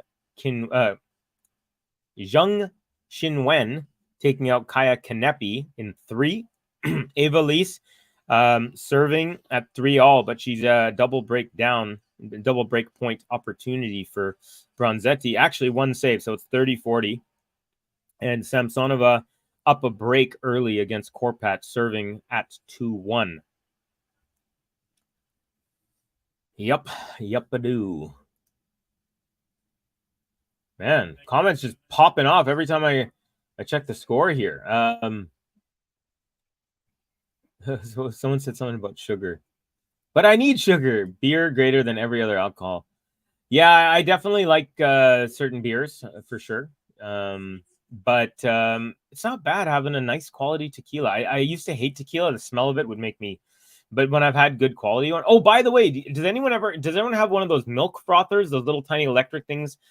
So I saw on Instagram that you can use the frother against like most alcohols and like straight alcohol. And if you do, it makes it way smoother. And I actually tried it and it's amazing. It makes like, if you just have like, say a glass of whiskey, like a shot's worth, and you use the frother or tequila or whatever, it's going to be, if you have one with the frothing and one without, it doesn't actually froth it. It just, I don't know what it does. It just moves it around, but it becomes way smoother. It was an amazing life hack.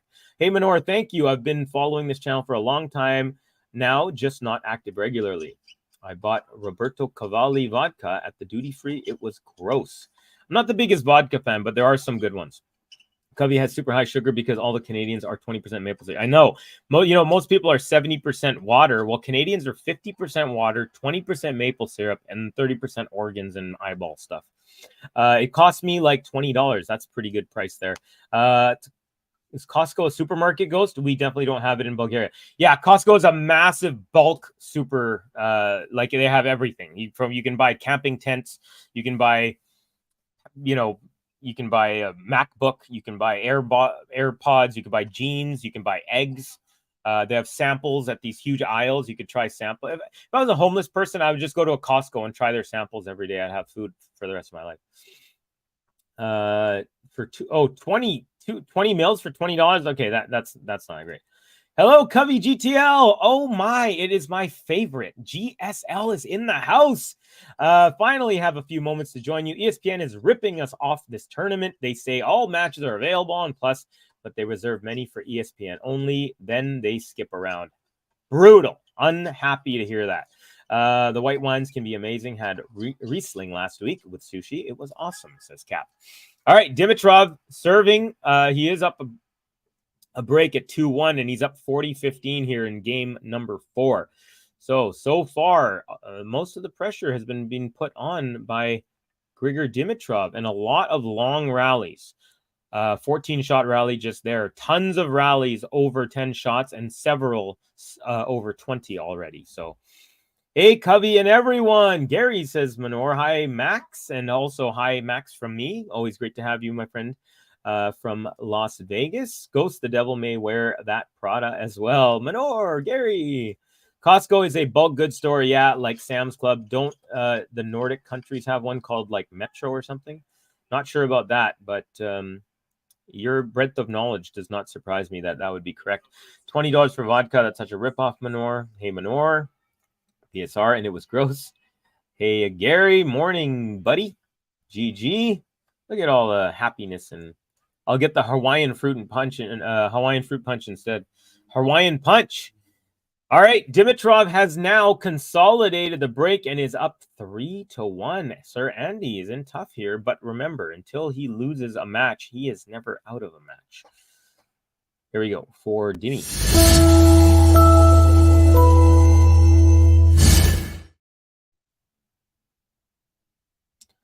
Okay. You can froth whiskey, so it sort of aerates the liquor. I'm going to try that. So I haven't tried it with whiskey. I've tried it with tequila, but I've heard that the IG thing I said it works with everything. I'm going to try it with whiskey for sure. I just haven't had whiskey since I got the frother thing. We have a supermarket called Kaufland in Bulgaria. They're in most places you go. We have a few Aldis as well. I believe Brits also have Aldi. Interesting. We don't have Aldi here. Oh, that's cool. We have Costco here and Walmart here in Canada. Although I was so happy. So there was like a Walmart that was trying to be built in like a busy part of town. And in Vancouver, like we don't have any highways going through the city. And that's one of the reasons Vancouver is so beautiful. The air quality is like second to none. And the city residents refused to allow Walmart to put in their big box store because they knew it would completely congest the traffic. And I consider that a win against these massive corporations. So there you go. Vancouver up 1-0. And we also have a $1 trillion piece of real estate in downtown Vancouver called Stanley Park. It's a massive, I don't even know how many square kilometers it is, but it's will never be developed on. But if it would be developed on, it's literally $1 trillion piece of real estate that we are refusing to let anyone do that to. Enough about Vancouver, Covey. It's the U.S. Open. Folks, I'm going to move down a little bit further because you guys are popping off. What would be the best retirement for Murray? That's a great question. I think it's got to be in Wimbledon. I mean, what else could there be? Trying to think if there's any other, yeah. Yeah, it's got to be Wimbledon. I can't see any other thing. Okay, Murray up 40-15 after Dimitrov backhand slice goes into the high part of the net. And double game point for Sir Andy. By the way, where is my arch nemesis Idemo lady? No idea. No idea. BSR, we have IKEAs. Honestly, love them and not just for the food. IKEA for the food. I know they have hot dogs there or whatever. Although being a vegetarian, I've never really eaten there. Max, funnily enough, many Aldis have health food snacks, the kind of thing you find at Trader Joe's. I like Aldis. Aldi is invading America like locusts, but in a good way. They just bought the entire Winn-Dixie chain, 400 stores, and will convert some of them to Aldi. Aldi is my wife's second home. I had no idea that they're all over the U.S. Oh, Aldi's in the U.S. Didn't know that. I've never eat at IKEA, but I wasn't there for like 14 years. There you go. Okay. Andy Murray with an inside-out forehand, backhand slice. Dimitrov, we're into a nice rally. Forehand, Murray, forehand, Dimitrov into the net again, and Murray holds for a 3-2 Dimitrov scoreline. He is still up a break and will serve after the change over. Let's give Murray a button there.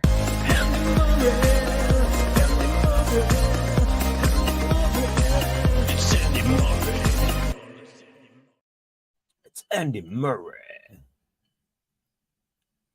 I'm driving, can't type, says the Demo lady, while you put this comment up. So you did type. Hopefully you're at a red light. Hi, Cubby. Hello, you Demo lady. I don't know if I'm being trolled, but I don't even mind it. I love it. I love the fact that I have no idea what the heck is going on. Daz Reynolds. All right, Covey, if Murray wins this match, who does he play next round? Well, Daz, that's a great question, and I have the answer for you, but it's going to cost you $5. Just kidding. I would never do that. So the winner of this match is going to face the winner of Zverev Altmaier. And Zverev Altmaier, you're wondering what's happening over there? Well, the answer is this.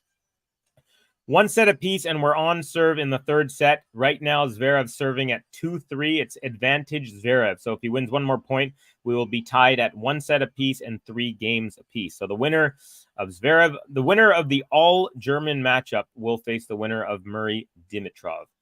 Although I picked Dimitrov to win in 4 sets, and right now it's looking pretty good. Vancouver for the win. Great city. I can't wait to move there when the U.S. finally goes full nut job and descends into merciless chaos. Hey, Gene, we were talking about you earlier with our other friend from South Africa. Hope you're doing well, buddy. Good victory for Nole yesterday. Was it 1-1-4, was it? Or 1-1 and what was it? I actually want to go back.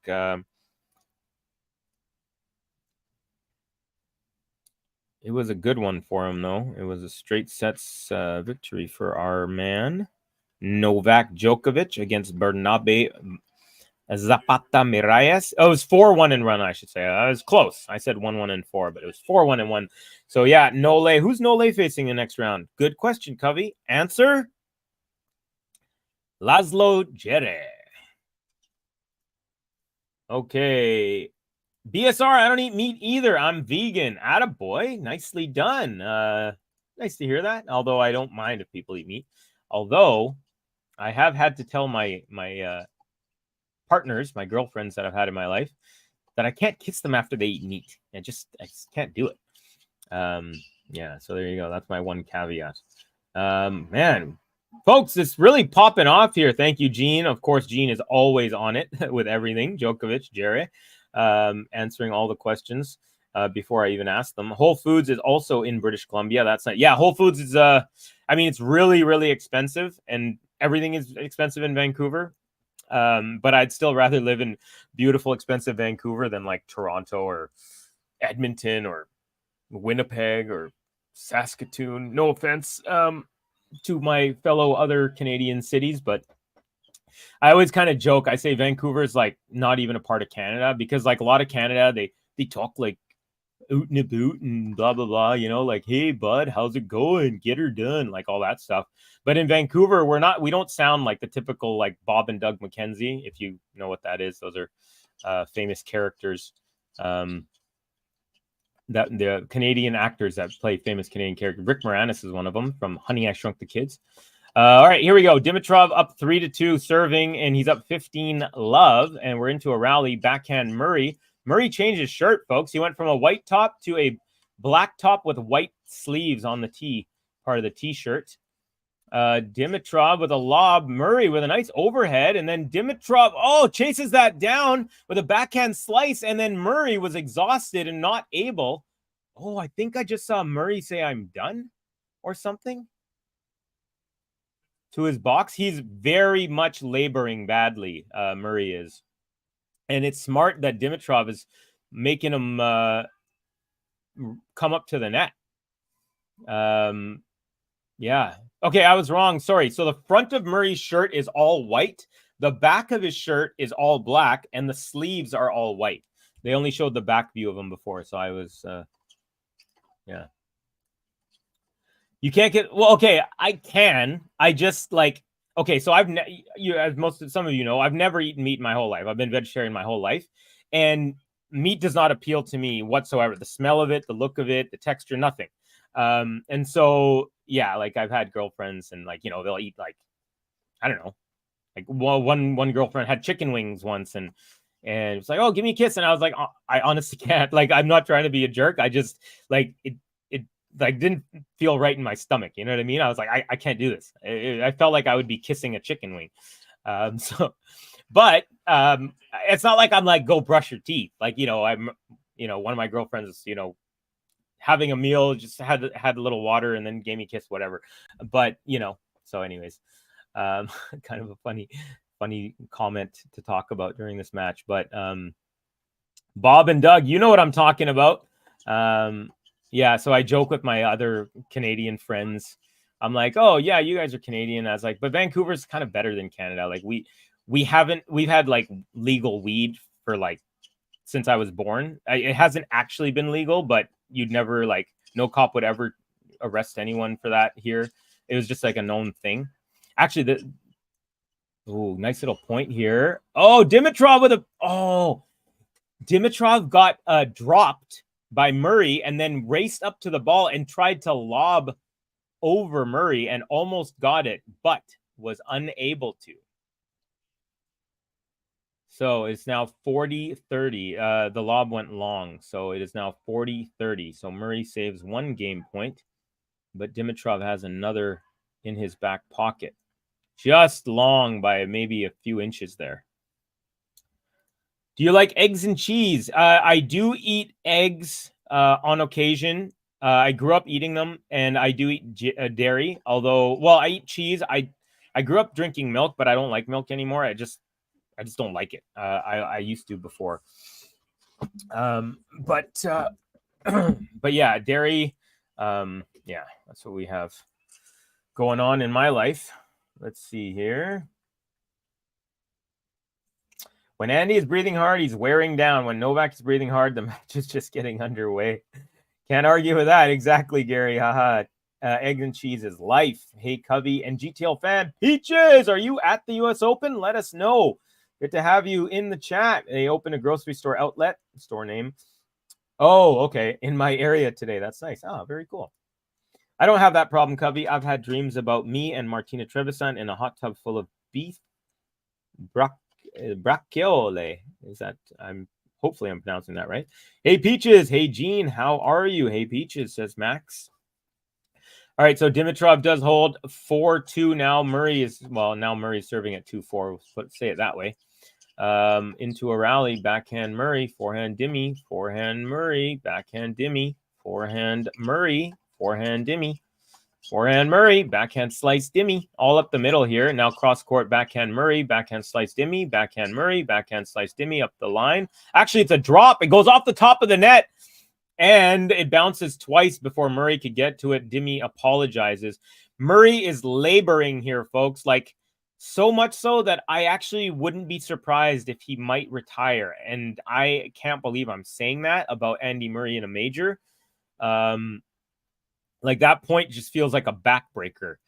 He is definitely laboring badly.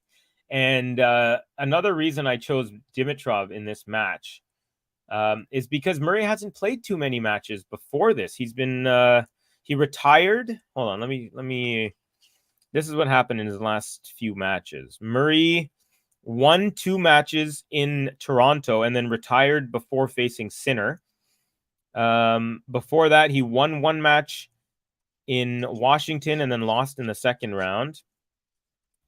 And then before that was Wimbledon. He won 1 round and lost to Tsitsipas in the second. So he hasn't had too much experience leading up. Since Wimbledon, he's only played 1, 2, 3, 4, 5, 6 matches in the last month. That's not bad, but yeah, I wonder if he's in shape. I don't think he is, and I think also the heat is a factor. Dimmy is so far successfully wearing him down. Covey, I was there yesterday. We'll post pic in Discord. Awesome, Peaches. Looking forward to checking it out. Martina Trevisan, LOL, that's random. Peaches was holding it down for our Latvian queen Penko last night. Hey, Maxie. What matches did you see, Peaches? Peaches, I think of you almost daily because my wife feeds me about 5 different fruits every morning. You got a good one there, Gary. She's keeping you healthy. She's healthy, from what I understand, which is great. And you wake up and greet the sun on a run every day. You got the life going, buddy. Love it. Peach is the first chatter to leave the house this week. Yeah, there you go. BSR, Trevisan is thicker than a plate of Mama's cinnamon buns. Yeah, she's got curves like a F1 race track. Ghost, she gave Squeaky her towel after the match and high five. She took selfies with us, will post. Ooh, awesome. I'm jealous. Murray up 40-15 here, but he's down a break at 2-4 in set number 2. He's also down 1 set to love. Saw Steph match, saw some of Iga, Penko, Tommy Paul, and Fritz Shelton matches. Very, very good. Some pretty good matches. Shelton's playing a little bit better these days after a little bit of a rough year since the Australian Open, really. He hasn't had too many back-to-back wins or in single tournaments this year, but he's doing well, and he did make the quarterfinals. I believe it was the quarterfinals of the Australian Open. Apparently, that was the first time in his life he'd ever left the country. 100 minutes into the match. That's what we are, folks. 1 hour and 40 minutes. Murray, first serve is good. Return up the middle. Now, forehand Murray. Backhand Dimi.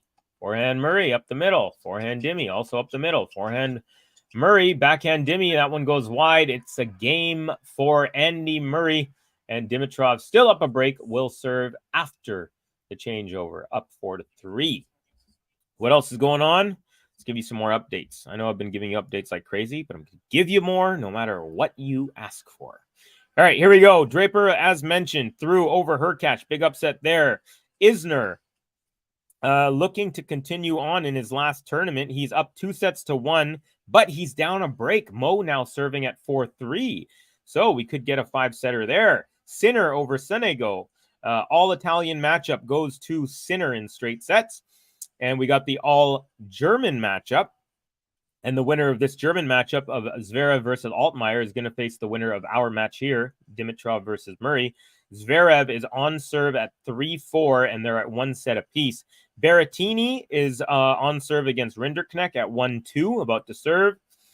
And so that's what you have for the completed and current matches on the men's side. On the women's side, Peyton Stearns, 2-0 victory over Towson. We had Bolter 2-1 over Wang. We had Zheng Xinwen 2-1 over Kanepi. Eva Lise is down a set, and they have just started. That's against Lucia Bronzetti. So Bronzetti is up a set, and they're just in the first game of set number 2. Bronzetti serving. Also, we've got Samsonova is up a break, 4-3, serving against Korpach in the first set. We have Sabalenka up 4-1 in the first set against Jody Burrage. And we also have Pliskova down 1-3, serving at 1-3 against Burrell.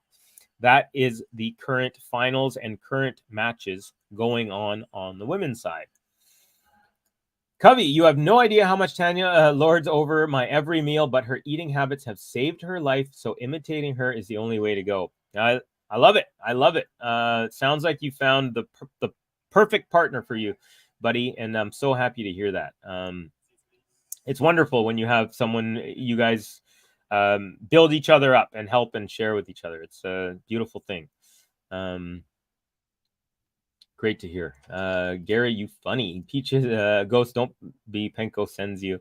Do you think Pegula can win the championship?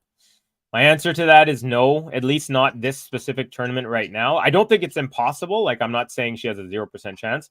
I just don't see it. I think after the quarters, it's just tough for her. She doesn't have the power to hang with some of these other women who are they just have a little bit more. The forehand whip on Iga, the Sabalenka and Rybakina power is hard for her to handle. I think that's her undoing at the moment. Like I said, not impossible, but I'm not picking her not for this one at least. Andy, I fear it's going to be a roller coaster Murray match. It might be, says Jamie Whitney. Wouldn't be surprised. Peaches, Ghost want Penko's number, LOL. Snehal, hello again, Covey and all. Welcome back, brother. Good to have you. I was telling Amit Sharma about you, my friend from Mumbai. We've got Ghost Wants. Oh, that's what correcting. Is Katie Bolter cheerful news? If you're a Bolter fan, I'd say, yeah, why not? She's if you're Diminor, you're definitely happy. That's his girlfriend, of course. We have Hey C. Peach is saying, what up? Sean, I think you're saying hi to Sean there. Gary's morning run is to get a McDonald's. Peaches, I find myself cheering for Penko all the time now. I also find her quite cute. Am I okay?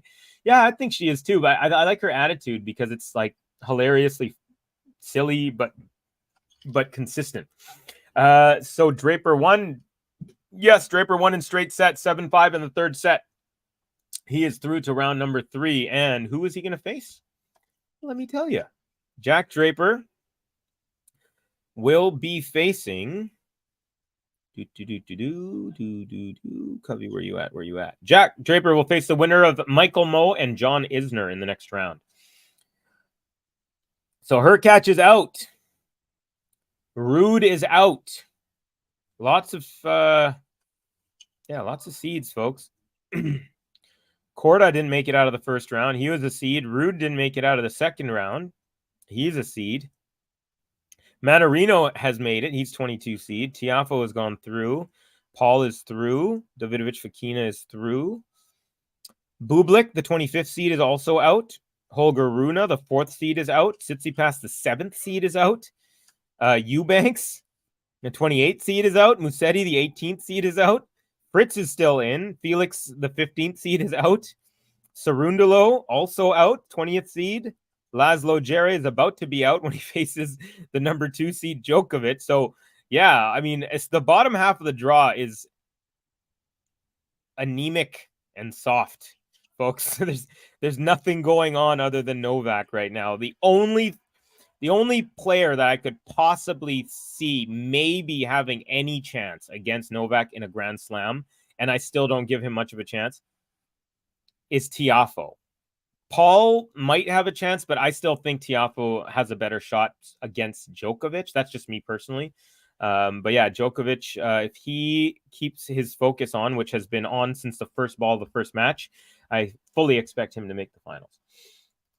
Rybakina continues to be the mental giant. If she's healthy, she wins the U.S. Open. I honestly was going to pick her, but I ended up choosing Ons because of sentimental reasons, and also Rybakina has had a few injury issues so far this year. All right, Dimitrov serving at 4-3. It's a break point against him, though.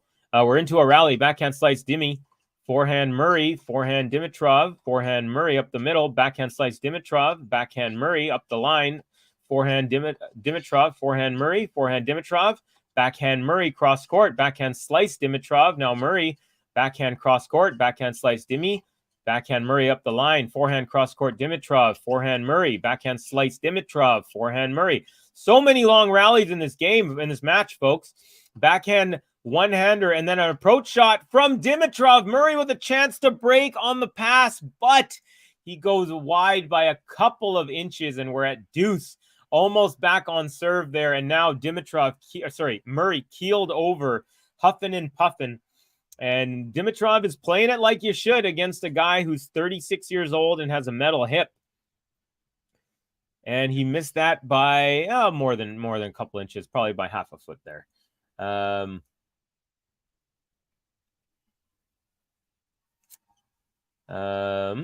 Hi to all. Welcome, Yugoslav. Good to see you, buddy. Gary says Peaches. She is very cute and not as fat as people think. She is tall and slim, and actually very nice. After the match, she took pic with most of the peeps there. Yeah, I feel like she would be. I feel like she's the type of player where if she loses, she's just gonna go off court and not talk to anyone. But if she wins, she's gonna be happy. Mental giant is a big call. Reba still has to prove herself. You think so? I mean, she's made it. She's already won a major. She's already gone to a major final this year. She's won a 1,000 this year. I don't think she has to prove herself. I mean, they all constantly do have to prove themselves, but I don't think if you ask me, do you think Rybakina is unproven? I don't know about that. I think she is proven. Sean, every time I see you, you have an interesting comment. Last time I ate McDonald's was 2020. Gary, that's Sean for you, says Max. All right, advantage Dimitrov. We're into a rally. Backhand Murray up the line, and it's a beautiful winner up the line from Andy Murray. Back to deuce here. The ATP is the new WTA. Peaches, I see a big heart inside Yelena, and I agree with you. I stare her when she walks to her chair. Yeah, she's cute as a button, for sure. Gary is flying over to NYC to meet Penko. LOL, Max, I wish I could. Don't tell Tanya. Gary, I respect the grind. Caveman saying hello to Max. Gary, Peaches will help you to meet Penko. K.A. Caveman, says Max. All right, deuce. First serve is wide. Folks, we're at 48 likes. The goal is 50 plus 50 equals 100. So please help us get there if you haven't done so already. Really appreciate all the support. Dimitrov with a beautifully angled cross court off of a let cord from Murray. Now Murray scrambling beautifully, kind of hit like an overhead off of the overhead. And then the second overhead that Dimitrov had to hit was a put away winner. So it's now game point once again for Dimi. He's up 4-3, looking to go up 5-3. Yeah, so he hit one overhead, and then Murray, right at Murray, and then Murray had to like kind of overhead slap at it, forcing a second overhead, and then that was the second one that Dimi put away. All right, here we go. First serve, Dimitrov into the net. Covey, thumbs up. Right back at you, buddy. That's for you, my friend. All right, second serve is good. Backhand cross-court return. Backhand from Dimi is a slice, and then Murray puts that into the net. 5-3. It's a good hold for Dimitrov.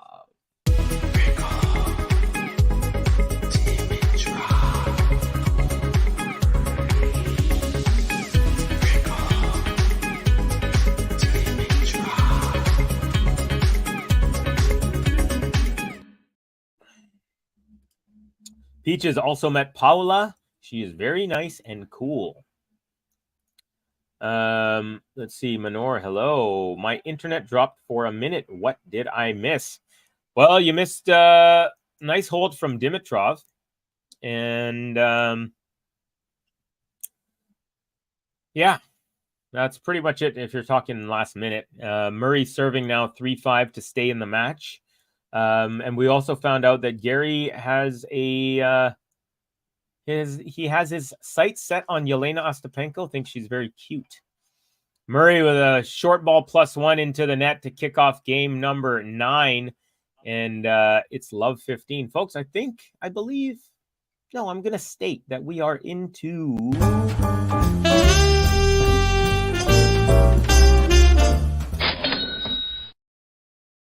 So Andy Murray here, folks, is looking very tired. It looks like the heat and the... exhaustion of these really long rallies is really getting to him. Drop shot +1 from Murray. Dimitrov gets there. Murray tries to pass. Dimitrov gets a volley, but the second volley is not there as the Murray backhand cross-court pass eludes the racket of Dimitrov, and it is Murray getting the point 15 all. Very good effort from Dimitrov, especially getting that first volley off the ripper. Good read, but Murray chases that ball down and rips another one backhand side, cross court to the backhand of Dimitrov, and he just misses that. Wait, hold on a second. Sean, habits are nearly impossible to break, right? So I try to keep at least a few good ones. I'm out running before I even have time to think, so it's pretty easy. Yep, good, great way to start the day. And hey, I had to cut out all carbs and sugar at the beginning of this year, and it wasn't as hard. It was just the first couple of weeks, and then after that, the only thing that's annoying is I can't just go grab a bag of potato chips when I'm hungry, which is what I used to do because potatoes have so much sugar. It's actually crazy. Paola reminds me of some Italian actress. I could see that, like from like the 60s or something. Peaches, that's nice. Ghost, cheers. All of you watching, please click that like button. Thank you, Tunis. Thank you very much. We're at 51, by the way. So You guys are doing a great job, I must say. Good for you, Gary. I used to run track in high school. Feels like a lifetime ago. Peach's interesting trait for my spouse. She really doesn't get jealous about just looking. I'm lucky in more than one way. Yeah, I remember I had a buddy who had a girlfriend who, whenever like the girlfriend saw like a really beautiful woman, she'd like nudge her boyfriend and say, "Oh, check her out. She's beautiful." And he would always love that. He was a looker, not a, he wouldn't go play outside of his house. So didn't threaten her at all. And so they had a pretty cool relationship. Murray up 40-15. So he's serving to stay in the set. He's doing a good job. 2 game points on his racket. Ostapenko is, in my opinion, the most expressive face on tour. Yeah. One of the most interesting personalities and an absolute monster on the court. She's almost like the Dimitrov of like the women's side. Her down the line backhand winners make me punch the air. Vamos. Yeah. Yeah. They're pretty, they're almost kind of like Djokovic-ian sort of, with all the power and just like how like her body's leaned over there. I mean, Murray did come back from 2-0 versus Kokkinakis, but I don't have belief in him. I think it's he's just looking really rough here. He does hold, by the way, so it's now Dimitrov will be serving for the set after the changeover. Pinko takes risks. I love her cojones. One of my favorite lines from J. Cole. If you scared to take a chance, how the we gonna get rich? Yeah.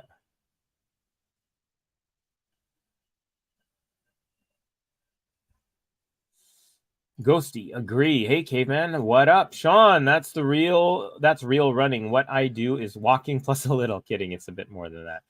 I managed to hit 2 light. How'd you do that, caveman?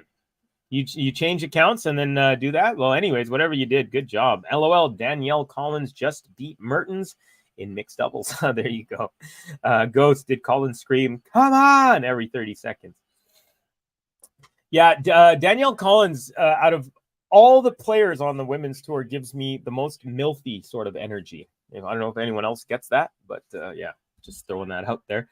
LOL, Gary, it all counts. Get that step counter and it'll count everything. Cap, LOL, it's come on. Come on. Yeah. Danielle Collins. All right, so changeover is complete. It is Grigor Dimitrov, the Bulgarian, looking to take a 2-0 lead, perhaps learning from his mistake in the first match of going down 2-0 and then having to fight back for the next 3 hours and saving 3 match points before finally making it through 11-9 in the 5th set super tiebreak. Okay, big yawn from your boy coming up. Oh, yeah. First serve is good. Block back return up the middle. Forehand Dimitrov. Backhand Murray tries to pass. Dimitrov's at the net. Oh, Murray smartly avoids that volley from Dimitrov because it went long. I did not think that was going to happen. Good leave. He was running towards the ball, and as he was swinging, he at the last second, it's like, that's not going to land in. Very smartly missed. Kind of hopped over the ball almost. Interesting. It looked cool. Anyways, love 15. First serve is long. Another solid win for Sinna chicken dinner. Second serve is a let, so we have another second serve. How many serves are you going to get here, bud? Collins is a dominatrix. I could see that. I could hand a whip to her, and I would be scared of her. I would not be surprised that she could use that thing like Indiana Jones. Dimitrov with an overhead put away, and Murray has his hands raised in incredulously. I don't know if he's thought that the ball was out or something, but again, all electronic line calling. So unless you hear something, you just keep playing. That's what I love about electronic line calling. You don't have to, I think it was in. Okay, now if I challenge, then I lose the point if it's wrong and blah, blah, blah. It's like, come on, let's get out of the Stone Ages. 15 all. Dimitrov, 3 points from a 2-0 lead. First serve is good, and the return long from Andy Murray. Looked a little frustrated when he hit that forehand return, actually. And it is now 30-15. Peter, Gary Peaches Menorahs goes, Gene, hi all in the middle of a massive planting job, but we are listening. Check out our Quali Mensick and go Penko go. I love brassy women. Pro tennis tends to produce a lot of them too. I like a gal who has eyes that say, come and take it from me, punk. All right, Murray with a forehand up the line, backhand slice, Dimitrov cross court, backhand Murray, forehand up the line, Dimitrov, forehand Murray to the backhand of Dimitrov, backhand Murray, backhand Dimitrov, slice, forehand Murray inside out, backhand Dimitrov, backhand Murray up the line, forehand Dimitrov cross court, just barely in, up the line, forehand from Murray, and then the backhand slice, Dimitrov into the net. And it's 30-all, not done yet. I never understand why there are so many empty seats at the U.S. Open. Yeah. Yep. Well, I mean, this was like a marquee matchup like 8 years ago. And it's still a good matchup, but I can see why it's not as touted today as if other players were playing. Hey, Peter says, Ghost, never trust an Englishman. Hey, Peter says, Peaches, Penko, and Collins are plotting to dominate Kyrgios in a new type of relationship. Collins could probably make a lot of money as a Tom. I have a friend that did that in San Francisco. She made crazy bank. Snehale, Big John in fifth set. Hopefully he wins so that he gets to play another match at least. Yeah, it's into his last tournament ever. Let's see what's going on there. So, yeah, like you said, fifth set, and Isner is up 1-love, but they're on serve. Dimitrov holds, and he takes a 6-4 second set. And Murray is talking to his bench. It's 2 hours in. We're 2 sets in. And Dimitrov now 6 games away from a spot in round number 3. Stone Ages, my time. Yankee tickets may be expensive. Dimmy with the heart. The tickets are expensive. Not a lot of folk can get off work and pay $100+ for mediocre week 1 play on Arthur Ashe. Caveman, good question about Yankee tickets. The 2 girls I am most terrified of are Collins and Georgie. I feel like my head would be bitten off quite easily. Yeah, I could see that for sure. Yeah, Georgie's got some spice to her, doesn't she? Victor, you're being fooled this year. The attendance at the Open is very, very good. Outer courts are jammed full. They had a record 73,000 people on day 1. I'm actually proud this year. Yeah, and Gary's pretty critical when American tennis tournaments aren't as full as he would wish them to be. So I can concur that that's Gary's position there. Okay, you know what, folks?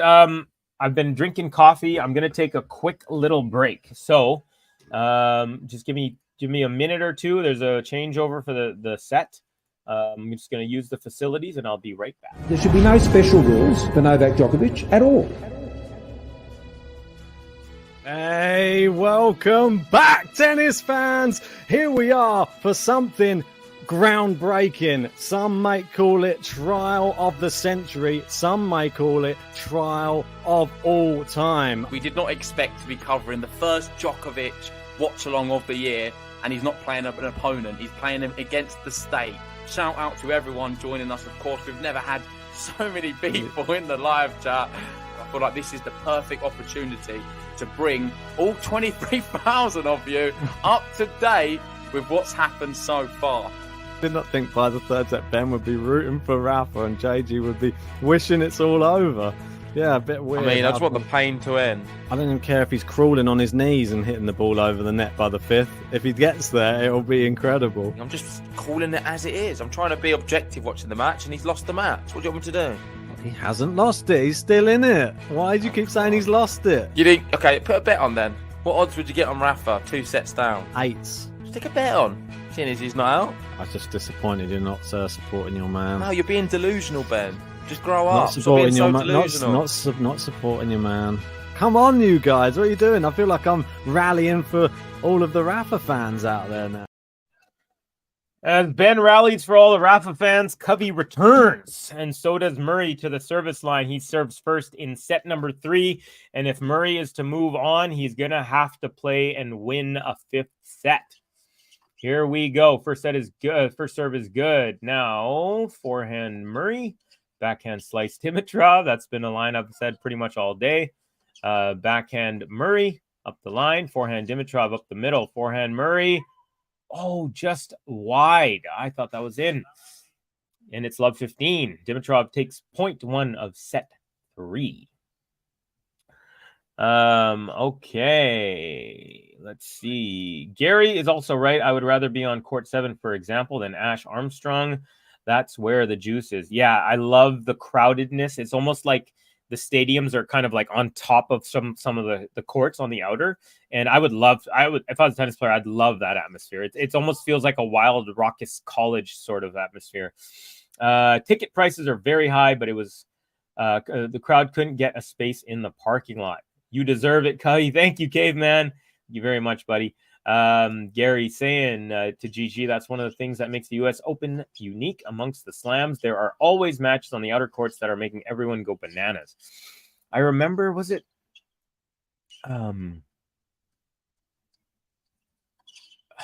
like Ivashka versus Sinner match was on like one of the outer courts in like the 4th round last year, and I was watching it, and it was like a zoo. I could be wrong on them, but I was just like, man, I would love to play on that. Yeah, you do want to play in front of 25,000, whatever. But it's also fun to play on those outer courts for sure. Court 18 at Wimbledon is the one I want to experience. You know, the one with the grass concourse that comes up high on one side that looks so cool, intimate setting. Gary, so true. Ghost to GSL. Trevisan Putintseva was on an outer court, absolutely packed, rocking fans. Okay, 15 all here. Murray serving. Second serve is good. Return up the line. Backhand Murray. And a ripper winner up by Dimitrov up the line, inside in. And it is 15-30. Definitely the fresher of the two since the outset is Dimitrov. It looks no worse for wear, and Murray definitely is worn down here, folks. Not saying it's over, but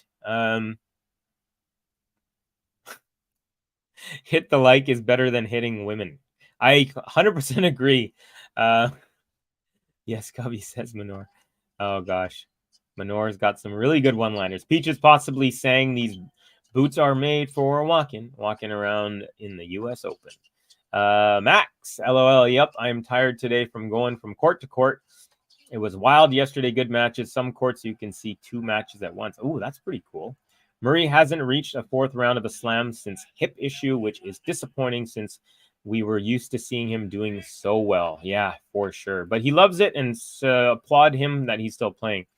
15-40. Dimitrov has a couple breakpoint opportunities, and if he can jump on it right away, he could really demoralize Murray here. Damn it, I should have gone to NY. I had a brief window in there where I had a place to stay and some tickets, but I got distracted by Trevisan. By work. I made a mistake. It's okay. We all have unforced errors in our life, Ghosty, but hopefully on the next point, you can make better shot selections. Court 18 at Wimbledon has history. Medvedev win. This is Hassan Ahmed. Welcome, Hassan. Medvedev win U.S. Open if he avoids Alcaraz, I believe. I would say if he avoids or beats Alcaraz, I think it's I think it's better for him that he gets to avoid him than beat him. If he avoids Alcaraz and makes it to the final, I think he's the second best chance to beat Novak. I think Alcaraz has the best chance, of course. I don't think Sinner has much of a chance. Maybe he could win a set, maybe. But as of right now, I don't see Sinner having any real shot against Novak. Medvedev and Alcaraz, I think, are the only players who really have a chance. That's me there. Turn around the corner for me, says Max. Manor goes to Manor. What's the history? You mean the construction of the court 18? I didn't know much about it. I have work tomorrow, first day of daycare. Maybe I'll drink that gross vodka or burn myself. Please don't burn yourself. And if you drink vodka, do it with happiness in your heart. That's all I ask. Ghost Isner Mahut match was there. There you go. There you go. Longest match ever. Trevisan is never a distraction, Cubby. Medvedev is in excellent shape. Yes, Medvedev is in phenomenal shape. That's one thing you never have to worry. He's never going to run out of gas. Now they are charging for grandstand US $6.50 water. Honey Deuce now $22. Ticket price through the roof. Now no box office Ticketmaster, only now the worst. Isner Mahout, now that is historical. Thank you. Yeah, I think there's a plaque outside of that court. Peter, says Manor. Be right back, folks. Do your thing, Peaches. We are here. I hate Medi, says Manor. Have fun, Peaches. All right. So Dimitrov serving. Game number 2, set number 3. He's up 2 sets to love. Backhand to backhand going on here. Backhand from Murray. Backhand slice Dimitrov. Backhand Murray. Now forehand Dimitrov as he runs around the backhand. Backhand Murray. Backhand slice Dimitrov. This time up the line. Forehand Murray up the middle. Backhand slice Dimitrov. And it looked like he was going to approach, but decided against it. And now Dimitrov forehand up the middle. Backhand Murray. Backhand Dimitrov. Backhand Murray. Backhand slice Dimitrov. Very deep, but still in. Now forehand cross-court Dimitrov. Murray chases that down cross-court. Dimitrov had the opening up the line, but goes long. So the first point in game 2 is a very long one. Once again, this can only help Dimitrov. Again, Murray keeled over in the back court, trying to take as much time as he can before he has to serve again. Sorry. Again, it is Dimitrov serving. Again, the scoreboard thing is messing with me. Like I said, my scoreboard on my screen right here has Murray on top, Dimitrov on bottom. On my feed, it has the opposite, and I keep messing that up. Anyways, it is Dimitrov up a break, and he's serving for a 2-love lead. And I believe that would be the third time in 3 sets where he would be up 2 sets to love. In the first set, he was up 2 games to love. In the second set, he was up 2 games to love. Yeah, and he's looking to go up. So he's basically, Murray's just been under pressure from the beginning of every set. Now, he did break back in the first set, but not in the second. Dimitrov, nice serve, good return. Now, forehand cross-court Dimitrov, forehand up the line. Murray, backhand cross-court slice from Dimitrov, backhand up the line. Murray, forehand cross-court Dimitrov, forehand up the line. Murray, backhand slice Dimitrov.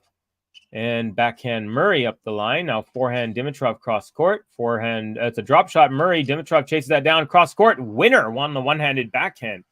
And it is now 15-30. So after some real pressure, Dimitrov relieves a little bit by winning that point, or else he would have been down love 40 on his first service game of the third set.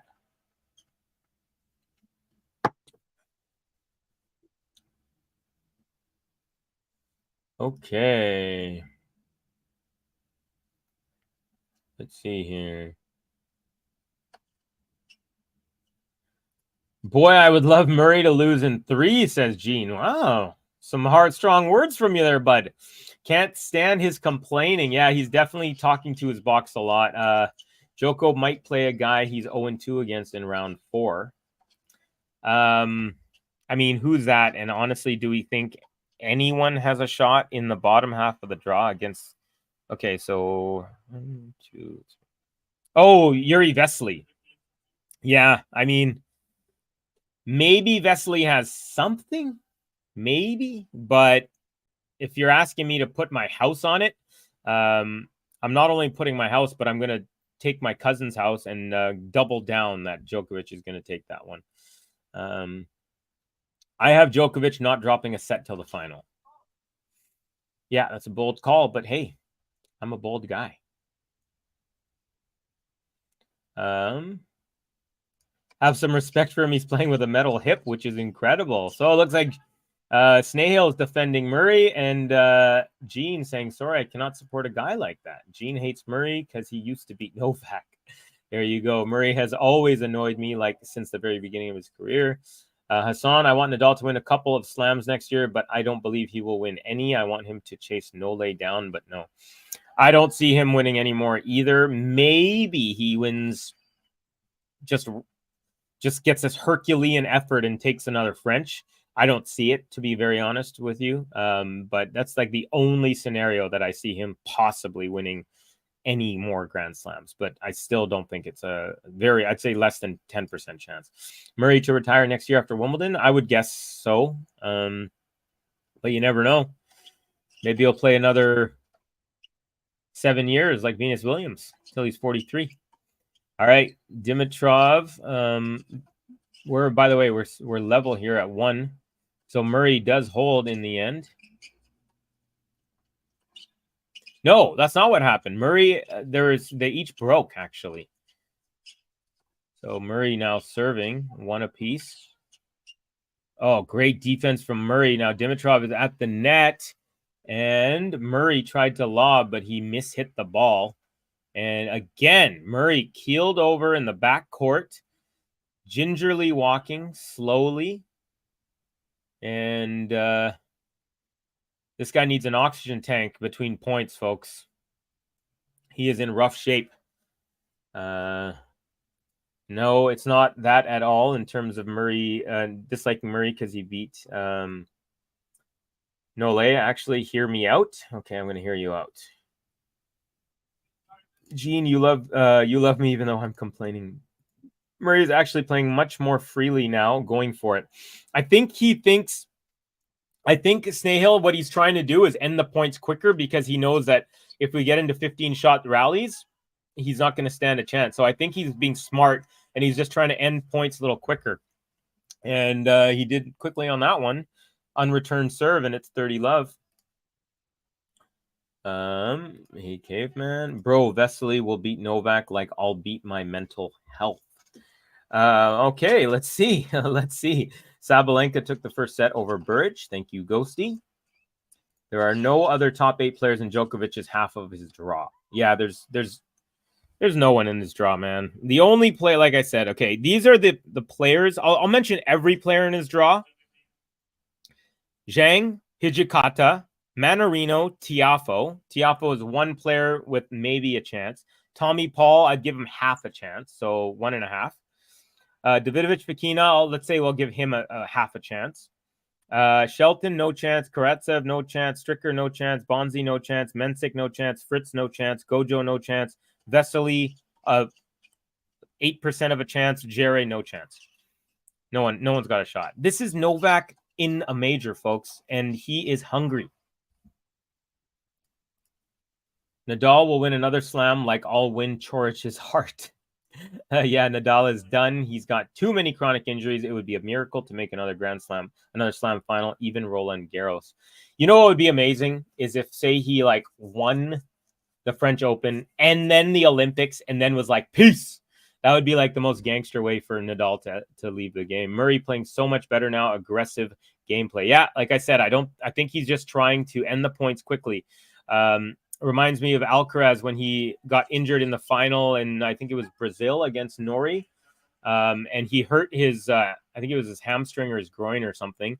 And he was just playing every single point from in the last set after he got injured. He was just trying to end every point on one shot.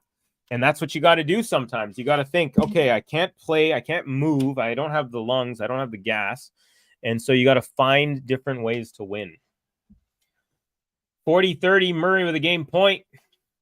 First serve is good. Nice return. Now backhand cross-court Murray. Backhand slice Dimi. It's really hard to see the ball. So now 3/4 of the court, or I'd say 2/3 of the court is now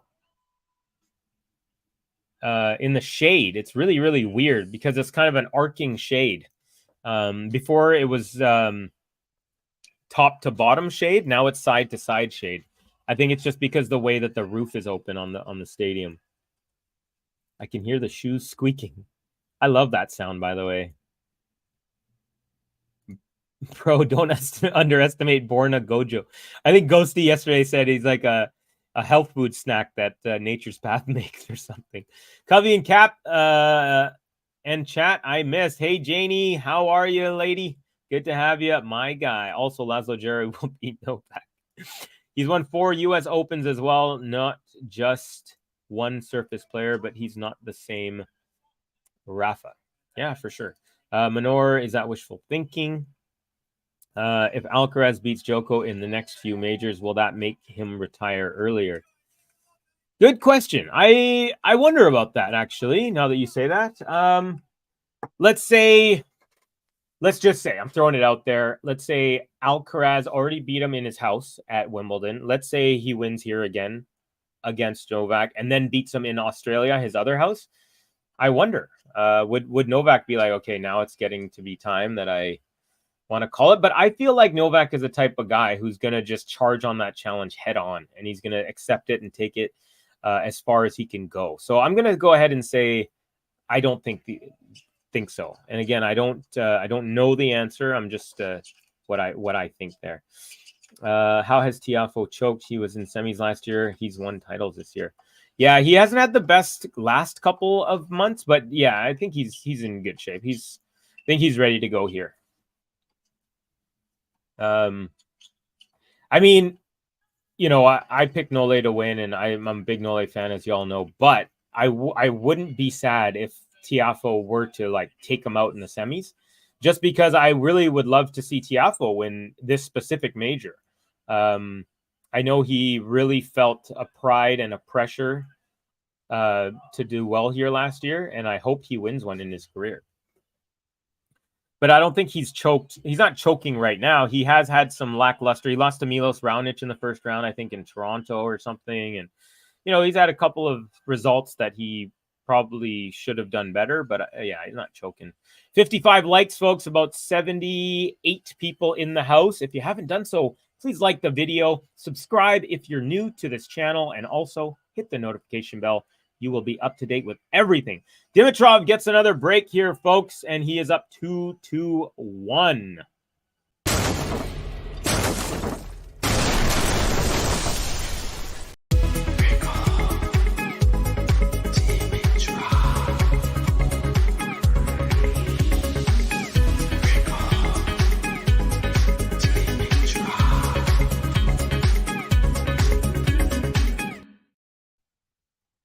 All right, it is break city here in set number 3. All 3 games have been breaks. So Dimitrov now will try to be the first player to hold serve. If he does, it will pretty much be a consolidation of the break, and he will take a 3-1 lead. However, Murray wants to keep the trend going, and he wants to break back and level it at 2 games apiece.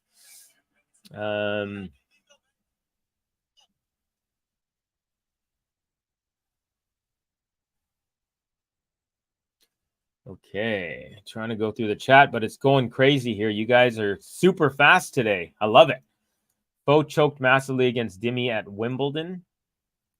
Joko and Gojo in a Soho dojo drinking Boko. Oh, no. That's so dope. Maybe they'll put a little cocoa in their cup. All right. Or Coco Goff. There you go. Mojo Dojo Casa House. That's good, Ghost. Jane, I don't eat communist foods, Janie. I feel like as long as Novak makes slam finals, he's not going anywhere because there'll be a coin flip for him for at least another 1 or 2 years. Yeah, I pretty much agree with everything you said there. I mean, right now, let's be honest. Everyone is picking Alcaraz Djokovic for the final, and that's not guaranteed to happen. But they are head and shoulders right now, the best matchup, the best 2 players, for sure. Medi has a good shot sometimes against Novak. Sinner has a pretty good shot against Alcaraz sometimes. He had 2 match points last year here. But overall, it's definitely Novak. Alcaraz are in this tier, and then you got the second tier of the Sinners and Medis and, you know, whatever, next gen, whoever you want to throw in there. Yeah, exactly, Gary. I don't see Alcaraz just winning every single slam final. Yeah, I mean, we don't know. Maybe he does. Maybe his athleticism and youth propels him. But I still think that Novak just doesn't understand giving up. He doesn't. He's like Murray in that sense. And that's why Murray's still playing. You call me a pinko? Why did you hate our freedom? Oh, no. When Americans say freedom, it freaks me out because then I'm thinking, MAGA words are coming next. I'm just joking, Ghosty. I know you're not that. And hey, if someone's a MAGA and they're a tennis fan, please keep watching. I have nothing against you. I'm just, as a Canadian, it's, there's just been a very loud contingent that's been speaking the last 5 or 6 years. And interesting stuff. If Med was in Djoko's half, I would have predicted Alcaraz Medi final. See, that's the thing that stinks. Like, say if it was Medvedev in Djokovic's half and Alcaraz makes the final against Medi, I don't think it would be a very competitive. We have yet to see Medi put up a good fight against this version of Alcaraz, not the one that he beat 2 years ago at Wimbledon when he was 18 and it was the second ever grass court match. Now it's a different story. Alcaraz has a domination. So if he was on the other side, I think the final would be bad if that were to happen. And also, I think if it's a Sinner Djokovic final, I also think it would be a pretty bad final because I think Novak just owns Sinner. He just knows how to play that style. Alcaraz has the weapon of the drop shot, the speed, and those are harder to neutralize for Novak than just baseline rips from Sinner. And Sinner doesn't have the greatest hands. He doesn't come to the net very much. So I think that's where Novak has if you're going baseline to baseline with Novak, most players are going to lose that battle. Medvedev and Nole will be in the final. The way I could see that is Alcaraz loses in the quarters to Sinner, and Sinner loses in the semis to Medvedev, and then Medvedev faces Nole in the final. So I very much could see that possibility. Couple break points saved by Dimi now. It's deuce, and we're into another rally, just like pretty much every other point in this match. Backhand slice from Dimi, forehand Murray. Another forehand Murray up the line. Backhand slice Dimi. Backhand slice Murray. Forehand Dimi. Backhand Murray. Oh, goes wide. It lands in the alley. And it is advantage Dimitrov looking to consolidate. Bro, I don't want Litos Krapkovic final, but it looks fixed to that way. The reason I like that matchup is because it's the highest level of tennis we're going to get. You're not going to get Medvedev in a final against someone is not going to be a higher caliber of tennis. And I'm always chasing that higher caliber personally to watch. So that's why I always want to see those right now. Now, if someone were to so let's say, hypothetically, Novak were to fall off due to age or whatever, and it's more like the battles between Alcaraz and Sinner become more compelling all of a sudden, then I would want that matchup. But right now, definitely Nole Alcaraz. If Medi wasn't in Nole's half, we would have a situation where neither Alcaraz and Novak gets. Yeah, I would agree. Very, very possible. But now, with the way it is, one of them feels it's not a guarantee, but it's as close as a guarantee. Idemo lady, geez, Manor, calm down. You worrying me. Is she okay, guys? Idemo lady, you are Manoris. I am sure I was there on the other channel, and people were saying the same thing. I never liked Murray's demeanor on court, Covey. I don't know how to explain it. Hey, you don't have to explain it. There are some players, I don't like their face. I'm not even going to lie to you. Some players, their face bothers me, and I'm like, I'm not a fan of you because of your face. And it's not even a bad face or a mean face or an angry face or a sad face. It's just the face that I don't like. So yeah, we don't have to love every player. We don't have to like every player. We could like players and not the fans of those players. And we could like the fans of the players and not the player. There's all these things. So you never have to explain yourself, Gene. You are an individual. You're a smart guy and really good tennis knowledge. So you do you, buddy. Yeah. Medvedev in a final, you get a higher caliber celebration or runner-up speech. Jane, you have won the comments for the day, unless someone can top that. There you go. Ghost Manor, such strong feelings. I'm biased, but I think we are all privileged to watch Novak put his masterpiece for a while longer. He's a Rembrandt, Beethoven, Michelangelo of the sport. Haha, Manoris, you can't fool me. Oh, you meant tennis. I hate likable people. Oh, man, that's funny. Medi can be entertaining. U.S. Open 2019, Oz 2020. two finals were epic. Yeah, I'm just saying that if we have an Alcaraz Novak final, I can't see Medvedev versus anyone being a higher level than that right now. Today. That's all I'm saying. I don't Manarino because of his pajamas. Okay. I'm not a Nole fan, says Hassan. You don't have to be. It's easy to like people that always win. That they gross me out. Snail, sorry, boo. I'm Manor and only Manor. Gary, I watched him at TLV, nothing special. Is that Tel Aviv? Okay, so Dimitrov, this is a long game, folks.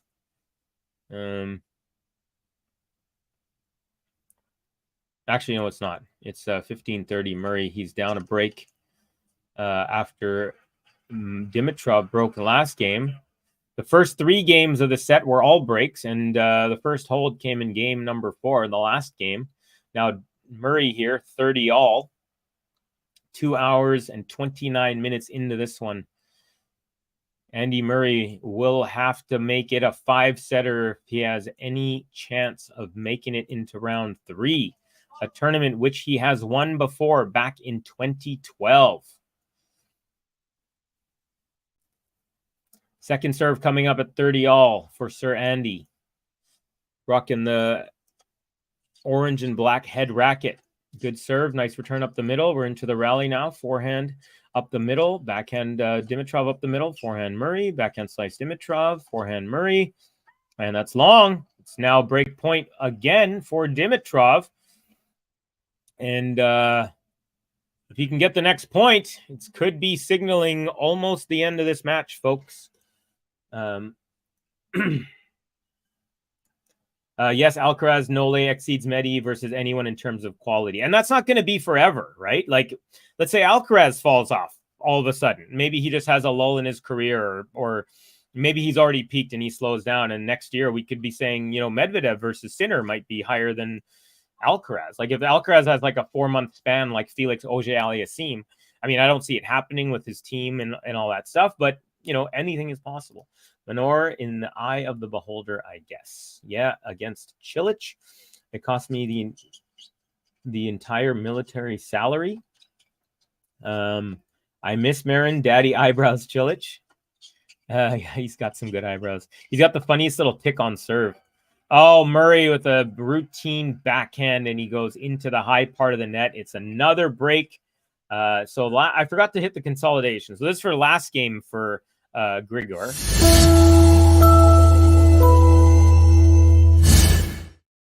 And this is for this game for Grigor.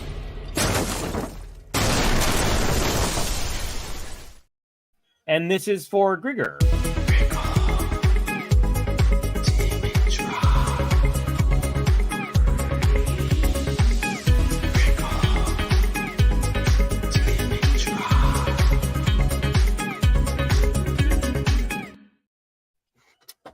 5 games, 4 breaks here in set number 3. Andy Murray is on the verge of elimination here almost as he is down 1-4. He's down a couple of breaks. Dimitrov looking to consolidate the second break, take a 5-1 lead. He's just 2 games away from a spot in round 3. First time in 4 years he'll advance past the second round. The last 3 straight years he's lost in the second round. So Dimitrov looking to get back to form that he had in 2019 when he beat Roger in the quarters, eventually losing in the semis there, and Rafa won that year. No, wait, did Rafa win that year? Last year, Alcaraz,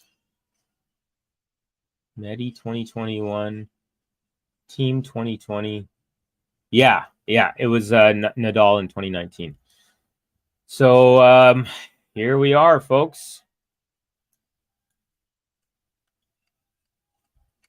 Wow, Isner Mo says GSL is coming down to the final nitty-gritty, and for the attendance geeks, the stands are jammed. Well, hey, you got the American legend, ace leader in the history of the ATP Tour, might be playing his last ever match. Let me keep you guys posted. Oh, we're 5 all, so we're as level as you can be in a tennis match. 2 sets apiece, 5 games apiece. Isner right now potentially could be serving his last ever service game. Because if he does win this service game and then Mo holds, we will have a tie break. So yeah, very, very close. Hold your breath moments from Isner fans, basically. All right, we are into the rally. Dimitrov serving up 4-1. Murray with a beautiful cross-court forehand. Dimitrov chases that down, rips it up the middle, but Murray with soft hands volleys that into the open space. Dimitrov can't chase that down.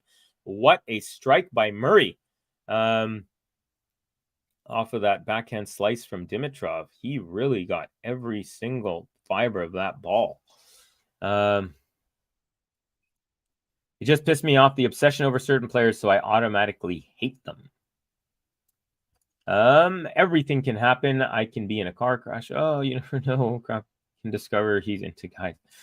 Okay. Well, hopefully that doesn't happen. Neither of those. Well, I mean, I don't know about the crap Litos discovering he's into guys. That doesn't bother me either way. But I hope you don't get into a car crash. Nadal won 2019. Thank you very much. Yeah, maybe a little too far. I think so. But, I get your humor. But, yeah. Gary Snahel, I'm predicting he will. Saying, Gary, I'm waiting to see Sinner can challenge Alcaraz properly or not. Yeah, see, that's the only thing. If Alcaraz loses to Sinner, then I definitely want Medi to beat Sinner, just because I just don't think Sinner and Djokovic would be a good final. I just don't. I think it would be a straight sets victory. 14,468 aces for Isner and counting. Thank you very much, Gary. And look at that. 14,469 already increases in that 1 minute. Gary, I think so as well, but I want to see if Sinner can take the next step in Grand Slam so that Alcaraz gets a proper rival for the future. I still contend that Alcaraz's big opponent has yet to be like a mainstay on the tour. It's like some 15-year-old kid that's on his way up, or 16-year-old kid or something that in 3 or 4 years we're going to be like, oh, okay. It's kind of like the Nadal to Rafa, or the Djokovic to the Nadal to Roger, or the Djokovic to Roger, or the Djokovic to Nadal, although they're only 1 year apart. But Dimitrov now 30 all, 6 points away from a spot in round 3.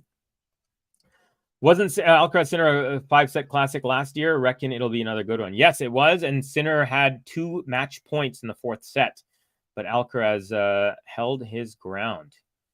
That was crazy. That was a crazy one. And then Alcaraz ended up winning 3 straight 5-setters in a row. So he's on court for 15 hours in 3 matches. He wasn't even practicing or going on court in the second half, from what I recall. The coaches were saying that they just were like, you rest, don't hit any balls, and then on game day we'll get you some warm up and then you can play. But he was playing so much there. He actually, I think, set a record for longest time on court up to a final in the U.S. Open, not in majors, but in the U.S. Open. Covey last year, Sinner did take 2 sets off Nole last year at Wimby. Got to give him some chance. Yeah, but what happened this year in Wimbledon? Straight sets, easy peasy, right? So it's one of those situations, Snahill, where I believe that at some point in Sinner's career, he will have a chance to take out Novak, but I don't know if it will be the top level Novak that we're still currently lucky to watch. And until he does it, I don't believe it. He just hasn't shown me that he can do it just yet. But I do believe he will win majors. I watched highlights of Celis when she played at 15, 16 years old yesterday. What a coincidence. There you go. Hey, I missed that Hubie match. Was Draper on fire or was Hubie meh? Not sure. I was just watching it based on the numbers here. So not exactly sure. But Jack Draper, he's a solid player when he's not hurt. Isn't it funny to think that Novak was a late bloomer in his pro career? Yeah, he was 21 when he kind of started blowing up. Although I think Roger was also in his 20s when he really got going. I know he beat Sampras at Wimbledon, but he didn't win that major. That was his kind of, hey, I'm here moment. Just like Alcaraz's moment was when he beat Tsitsipas 2 years ago here in I think it was second round. Tsitsipas at the time was world number 3. It was an epic 5-setter. But yeah, Nole, I remember Nole when he won the Rogers Cup, which is what used to be the name of the Canadian Masters 1000. And I was like, ooh, this guy's going to be a player for a while. Back from the neighborhood shop with more junk food for my dumb stomach. Very funny. Maybe Murray should stop playing tennis after the season? Asking Ted. Maybe. It's up to him. But yeah, Hubie was terrible as per what I have heard. Just error after error. Okay. Yeah, again, didn't watch it at all. I think it was more than that Nadal was an early bloomer. There you go. Yeah, because Nadal was definitely the early bloomer of the big three by far. I mean, way by far. You know, like Alcaraz right now, he's got these records that are like, you know, second fastest ever to win 100 ATP matches. You know, he's got a whole bunch of these kind of records that Roger and Djokovic were not even in the conversation of. They were quote unquote late bloomers. Dimitrov at deuce here, looking to wrap up this game, hold for a second straight time. Murray has yet to hold a single game in this third set. Good serve, Dimi. Nice return from Murray. Now backhand slice Dimitrov. Forehand Murray to the backhand of Dimitrov. Cross court to Murray's forehand. Now forehand Dimitrov. Backhand Murray. Forehand Dimitrov. Forehand Murray. Backhand cross court Dimitrov. Oh, Murray with a ripper up the line. I thought it was wide, but it was in. And now he goes the other side. And Dimitrov with a slice backhand, just kind of defensive shot that went up the line, and it passed Murray as he was making his way to the net. It was a beautiful little change-up shot there, and it fooled Murray. Great defensive effort from Dimitrov running side to side on the court, and that backhand slice up the line, totally fooling Murray. Well-deserved point, and it is game point for Dimitrov. Fed was almost 22 when he won his first major. There you go.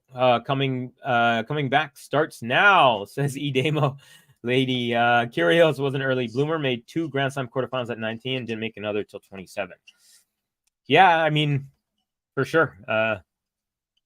Some people win early, some people win late, some people never win, some people always win. If you're asking me right now, will Raducanu ever win another Grand Slam? I personally, my answer would be no. I don't think that it's impossible, but you know what I mean? So some people just, you know, no one's trajectory is the same. No one has the same trajectory. It's insane how Jennifer Capriati was 14 years old and reached the semis at the French Open. I watched Jennifer Capriati play when I was in college at Arizona. There's a tournament in Phoenix. Team was 27 when he won his first slam. Yeah, and he was knocking on the door. He was 0-4 in slam finals before that. Isner Mo in the pew, pew, pew. Okay, folks. I'll keep you updated with that as well. And Dimitrov holds, by the way, it's 5-1. Murray just served +1. Oh, it was a short one, but his backhand chip goes wide. So Dimitrov now 3 points away here from a spot in the third round. All right, Isner, we're into a tie break. It's 6-all. And Isner has just served his first serve, and he's up 1-love. So now serve goes to Mo. We're on serve in the 5th set tiebreak. Remember, it's up to 10, not up to 7 in the 5th set of a Grand Slam. Murray, backhand into the net. Murray has just run out of gas, folks. And it's kind of a shame because the shade has finally covered the entire court. And so he doesn't have to deal with the hot sun blaring on his face. But right at the worst moment when he's down love 30 in the final, potentially the final game of the match.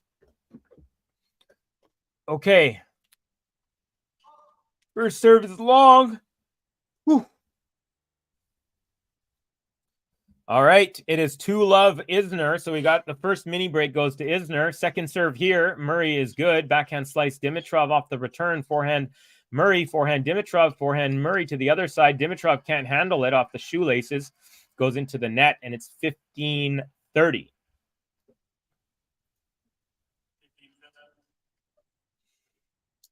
Sean, that's a good way of thinking about it. You're right. Nadal and Alcaraz might be the two greatest teen phenoms. Yeah, and I would say Nadal was better. Was better, I say? I want to say Nadal was a little bit better, which is crazy.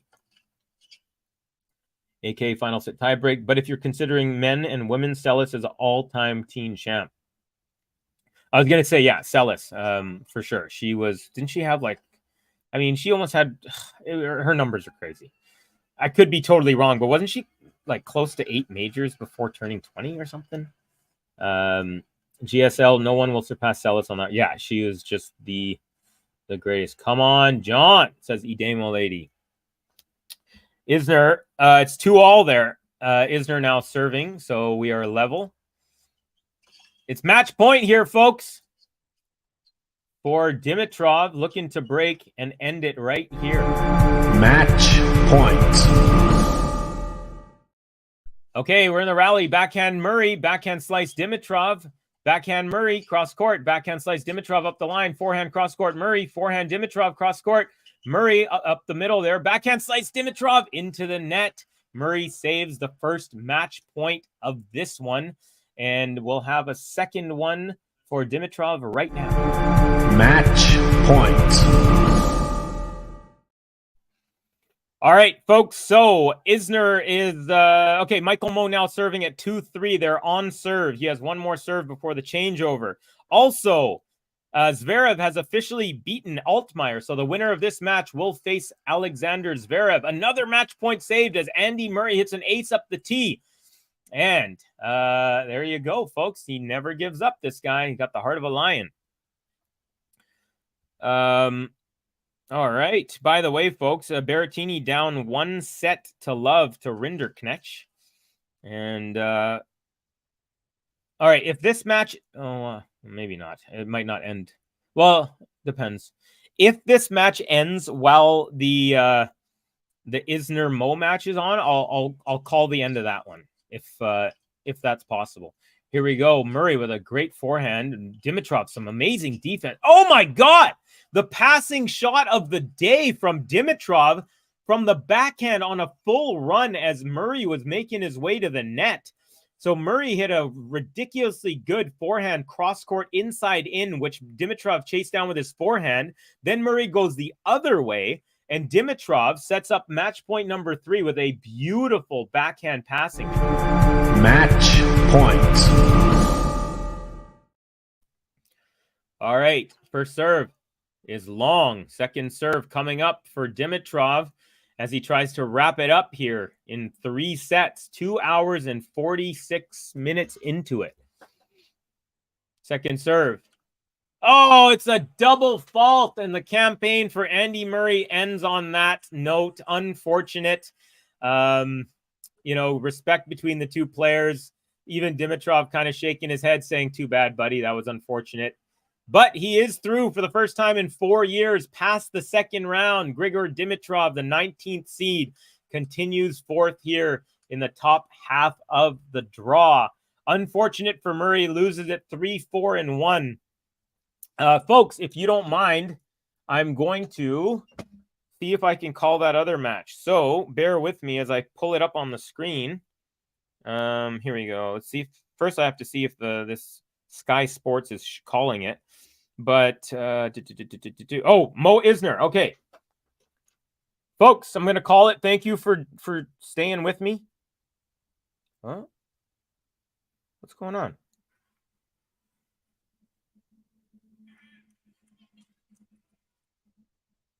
Okay. Here we go, folks.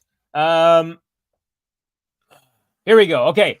So I'm calling the end of the Isner match. Of course, Andy Murray has lost in straight sets to Grigor Dimitrov. The final score was 6-3, 6-4, 6-1. But right now, Isner, potentially in his last ever match as a professional tennis player, he's in a 5th set tiebreak versus Michael Mmoh, fellow American. The winner moves on to round number 3. And it's Isner with a mini break up 4-3. Second serve is good. He does a serve and volley. Mmoh tries to pass him, and he doesn't pass him. Isner gets a racket on it, but it doesn't make it back over the net. So tied at 4. They're showing Eubanks and Shelton are in the front row watching their man Isner and their buddy Michael Mmoh duke it out here at the U.S. Open. So Isner, here we go. You know what? I'm going to see if I can really quickly add the scoreboard for you. Let's see. 1 second, folks.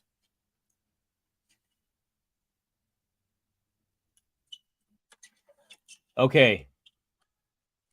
All righty. Isner with a big serve, unreturned, and he's up 5-4.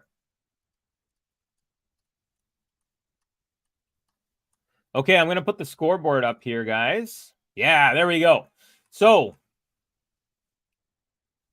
it is 5-4. Well, 4-5, I should say. So it is Michael Mmoh right now is serving. What's going on here? Something's off on my screen. It should look like, hold on a second, folks. Should look like this. There we go. I was wondering where all that stuff was. Folks, if you haven't done so, hit like on this video, subscribe if you're new to the channel, hit the notification bell. I'm just covering the very end of this John Isner match. It might be his last ever match. Unreturned serve from Michael Mmoh. We're at 5-all here in the 5th set tiebreaker. Remember, 5th set tiebreakers in all Grand Slams are now up to 10, not up to 7. So one of these players is only halfway there. 3 hours and 51 minutes into this match. Sorry, I'm neglecting the comments, but it's getting really, really crazy. Congrats, Dimitrov. Congrats, Dimitrov. Thank you, Covey. You're welcome. Thank you, Covey, says Caveman. You're welcome. All right, here we go. Mmoh with an inside out forehand up the line. Isner, forces Mmoh to hit a drop shot, and then Isner chases that down, but hits it into the net. Unfortunate. But we are still on serve. John Isner serving at 5-6. Could these be the last few points in the career of the all-time ace leader in ATP history, John Isner? Let's see. Oh my God, John, please. Dimitrov looked to have a turned corner around 2017, but then started dating Nicole Scherzinger, and his form fell apart. I mean, it might be worth it. She's a baddie. Okay, here we go. Isner, 5-6. Mmoh. I love Mmoh's style and haircut and everything. First serve into the net. Big John, second serve coming up. Good second serve. Backhand Mmoh cross court. That's a volley, serve and volley from Isner, and it's a winner. 6-all. We're level into the changeover here. Gary, I'm thinking about that movie Poetic Justice now. No, says the Damo lady. Dimmy has a woman problem. Come on, Big John, says Snaehill. Oh, yeah, you have to win 10 points for the tiebreak in the final set in Grand Slams. Yes, I remember now. Yep. Nicole is beautiful and she can sing, says Sporty Sport. Love the Big John button, a GTL classic. That one by Ben, a staple of this channel. Capri says Caveman. Gary, I'm thinking about that movie, Poetic Justice. Oh, I think I saw that one. Hit that one already. Okay, folks. So John Isner, 6-6 in the final set tiebreak. If John Isner loses this match, it will be his final ever professional singles match. I'm not sure if he's also going to call it a career in doubles. I believe he is, but I'm not positive on that. But definitely in singles. 3 hours and 53 minutes on court these men have been. They're both tall guys, but John Isner's definitely taller than Michael Mmoh. He's at 6'9" or something like that. 6'7", 6'9". All right, here we go. Isner serving at 6-all. First serve is good. Mmoh returns right to the feet. It's a serve and volley. A good volley. Another ripper right at Isner.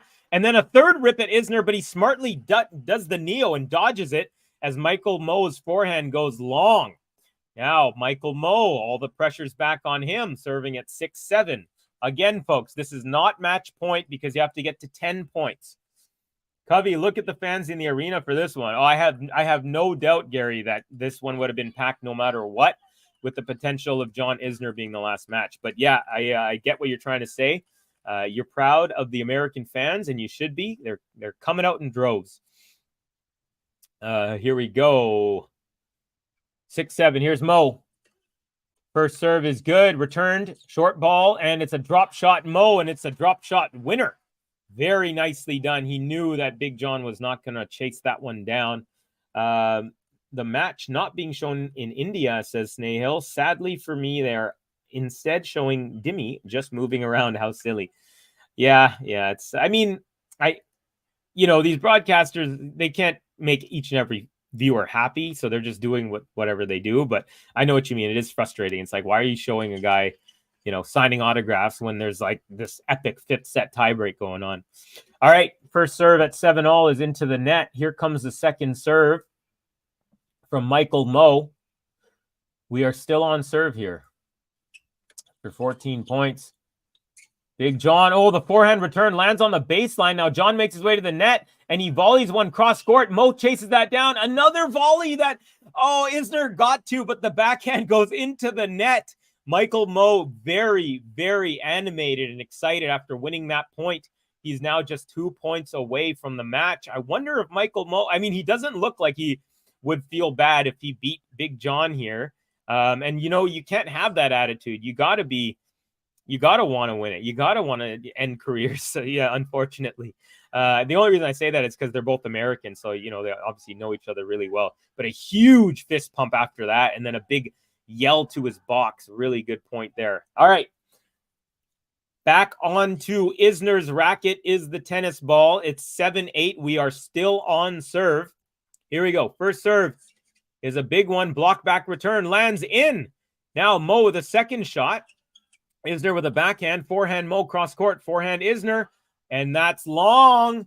And folks, it is match point for Michael Mo. He will have at least 2. If he needs more than 1, he'll have a second.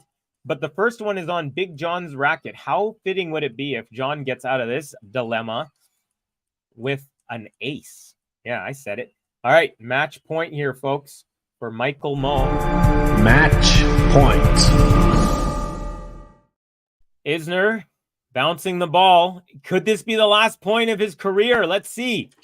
First serve is good. Block back return. Forehand from Isner. Backhand Mo cross court. Backhand Isner. Forehand up the middle Mo. Forehand Isner. Forehand Mo. Forehand Isner. Now he makes his way to the net. Backhand Mo. And John Isner backhand volley into the net.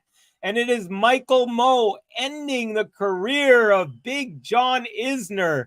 A big hug at the net. Pretty crazy, folks. I didn't even think I would get this emotional, but I am getting a little emotional.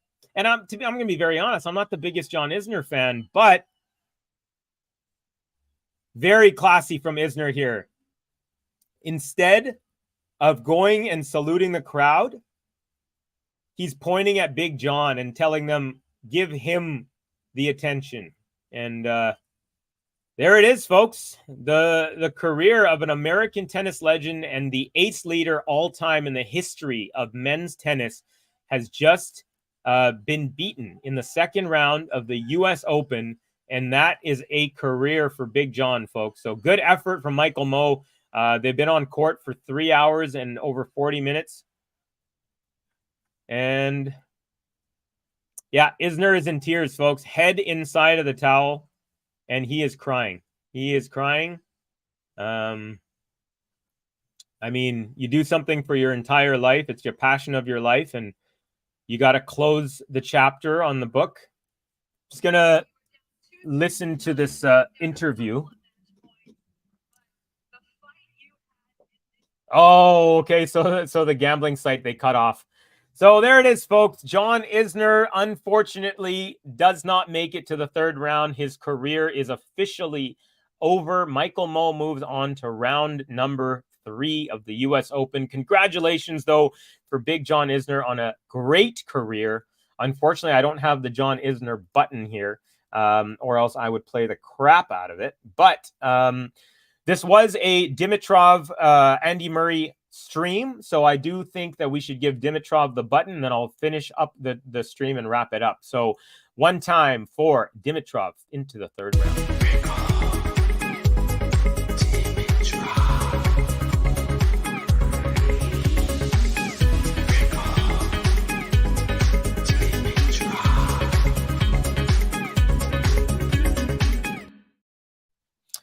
All right. Snail saying, I am able to see the match now. Woohoo. Let's go, Johnny Boy, Little John, and Robin Hood. Who is Mo? He's an American. Yeah, he's a pretty good player. Not one of the better ones, but he's solid. Mo is the winner. Isner Mahut match at Wimbledon comes to mind. Yeah, longest match in tennis history. Same Covey. Not a big fan of Isner's style, but somehow it's a bit emotional. Yeah, it definitely caught me in the throat. I almost was like, am I going to cry here? But I didn't. I'll let John do that. I honestly thought we would see Isner win and play another match. Never trust a woman's tears. I don't know where that came from, but all right, folks. So that's going to do it for me. Thank you all for joining me. Congratulations to Dimitrov, also to Mo and all the victors today. Stay tuned. We have Ons versus, I believe, Noskova later on. I have a family dinner tonight, so I'm unable to call the Alcaraz match. They haven't asked me to do it, so I'm not sure if someone else is going to do it. Or if there's any chance maybe after my dinner or something. But the dinner's supposed to be at 5:30, and the match starts at 4, so it's going to be tough. Anyways, that's going to do it for me. Thank you guys for joining me. I will be around for the rest of the tournament. It's only day 4 of 14. So we'll be excited to see you all on a future stream. Have yourselves a good day, and we will see you next time.